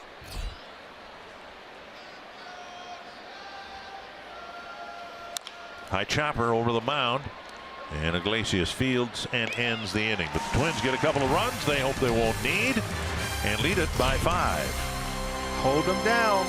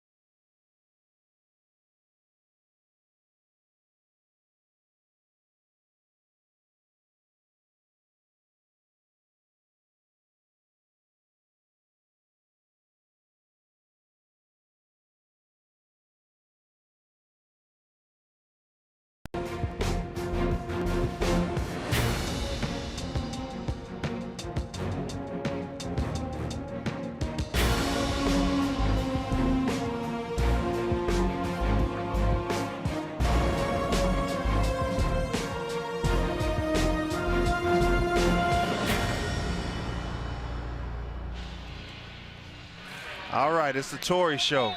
Twins are leading 9-4, 16 hits. And the outfield's been very good tonight. You talk about Rosario swinging the bat, the 3-run bomb. You talk about center field. Got Byron Buxton with this athletic play out there, robbing Cabrera of a double, maybe a triple. Then you got Kepler. He got a fastball middle in, hit a 2-run shot, and a great play in right field. Hitting that cutoff man and doubling up Nick Castellano at third, making the last out at third. No. Way to go, Kep. Secret weapon. And it's not Matt Belisle coming in to pitch the 9th inning. Instead, Tyler Duffy will pitch for the Twins in the 9th with a 5-run lead. Duffy threw 13 pitches in the ball game last night.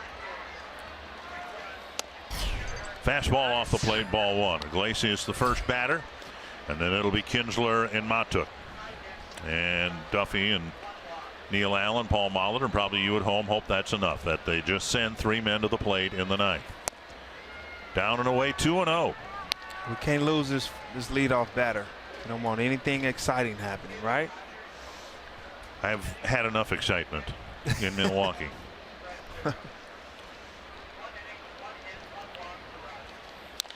Bounced foul, 2-1.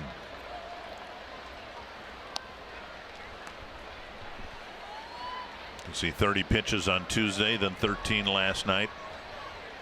And Paul Molitor's done a marvelous job handling this bullpen that went through an obvious transition when Brandon Kintzler was traded. Yes.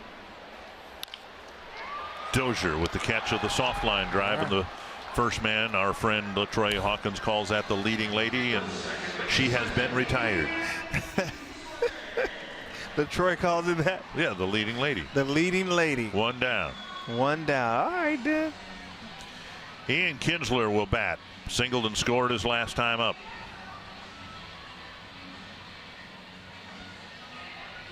Tyler Duffley really has good movement on that fastball. Stays in that outside corner. Kinsler can't hurt you.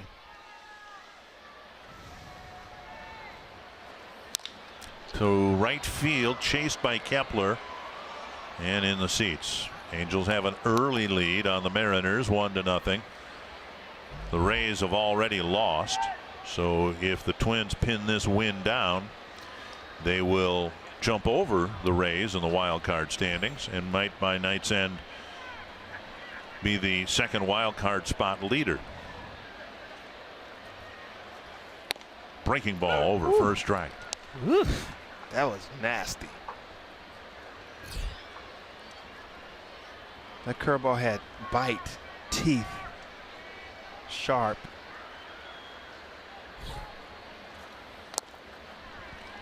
And that darts in the dirt, 1-2.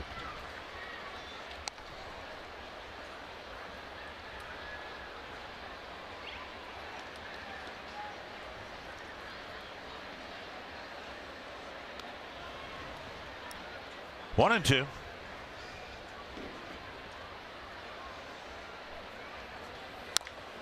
On the ground to short. Polanco gobbles it up. And Kinsler retired, 2 down. Time now for What's Next, brought to you by CenturyLink. Game 2 of the series tomorrow. Jose Barrios going for the Twins. Jordan Zimmerman going for the Detroit Tigers. And again, we start an hour earlier tomorrow because it's a Saturday night. And the Twins are 1 out away from starting that game with a 6-game winning streak. Mikey Matuk, last hope for the Tigers. He's reached 3 times, once with a home run back in the first inning. Ball 1. These guys get this win tonight. They'll sleep good tonight. Maybe have a glass of red milk. It'd be good.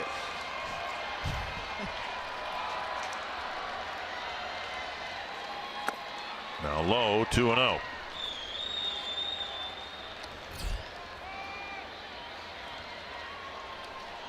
This is where you just go right after him.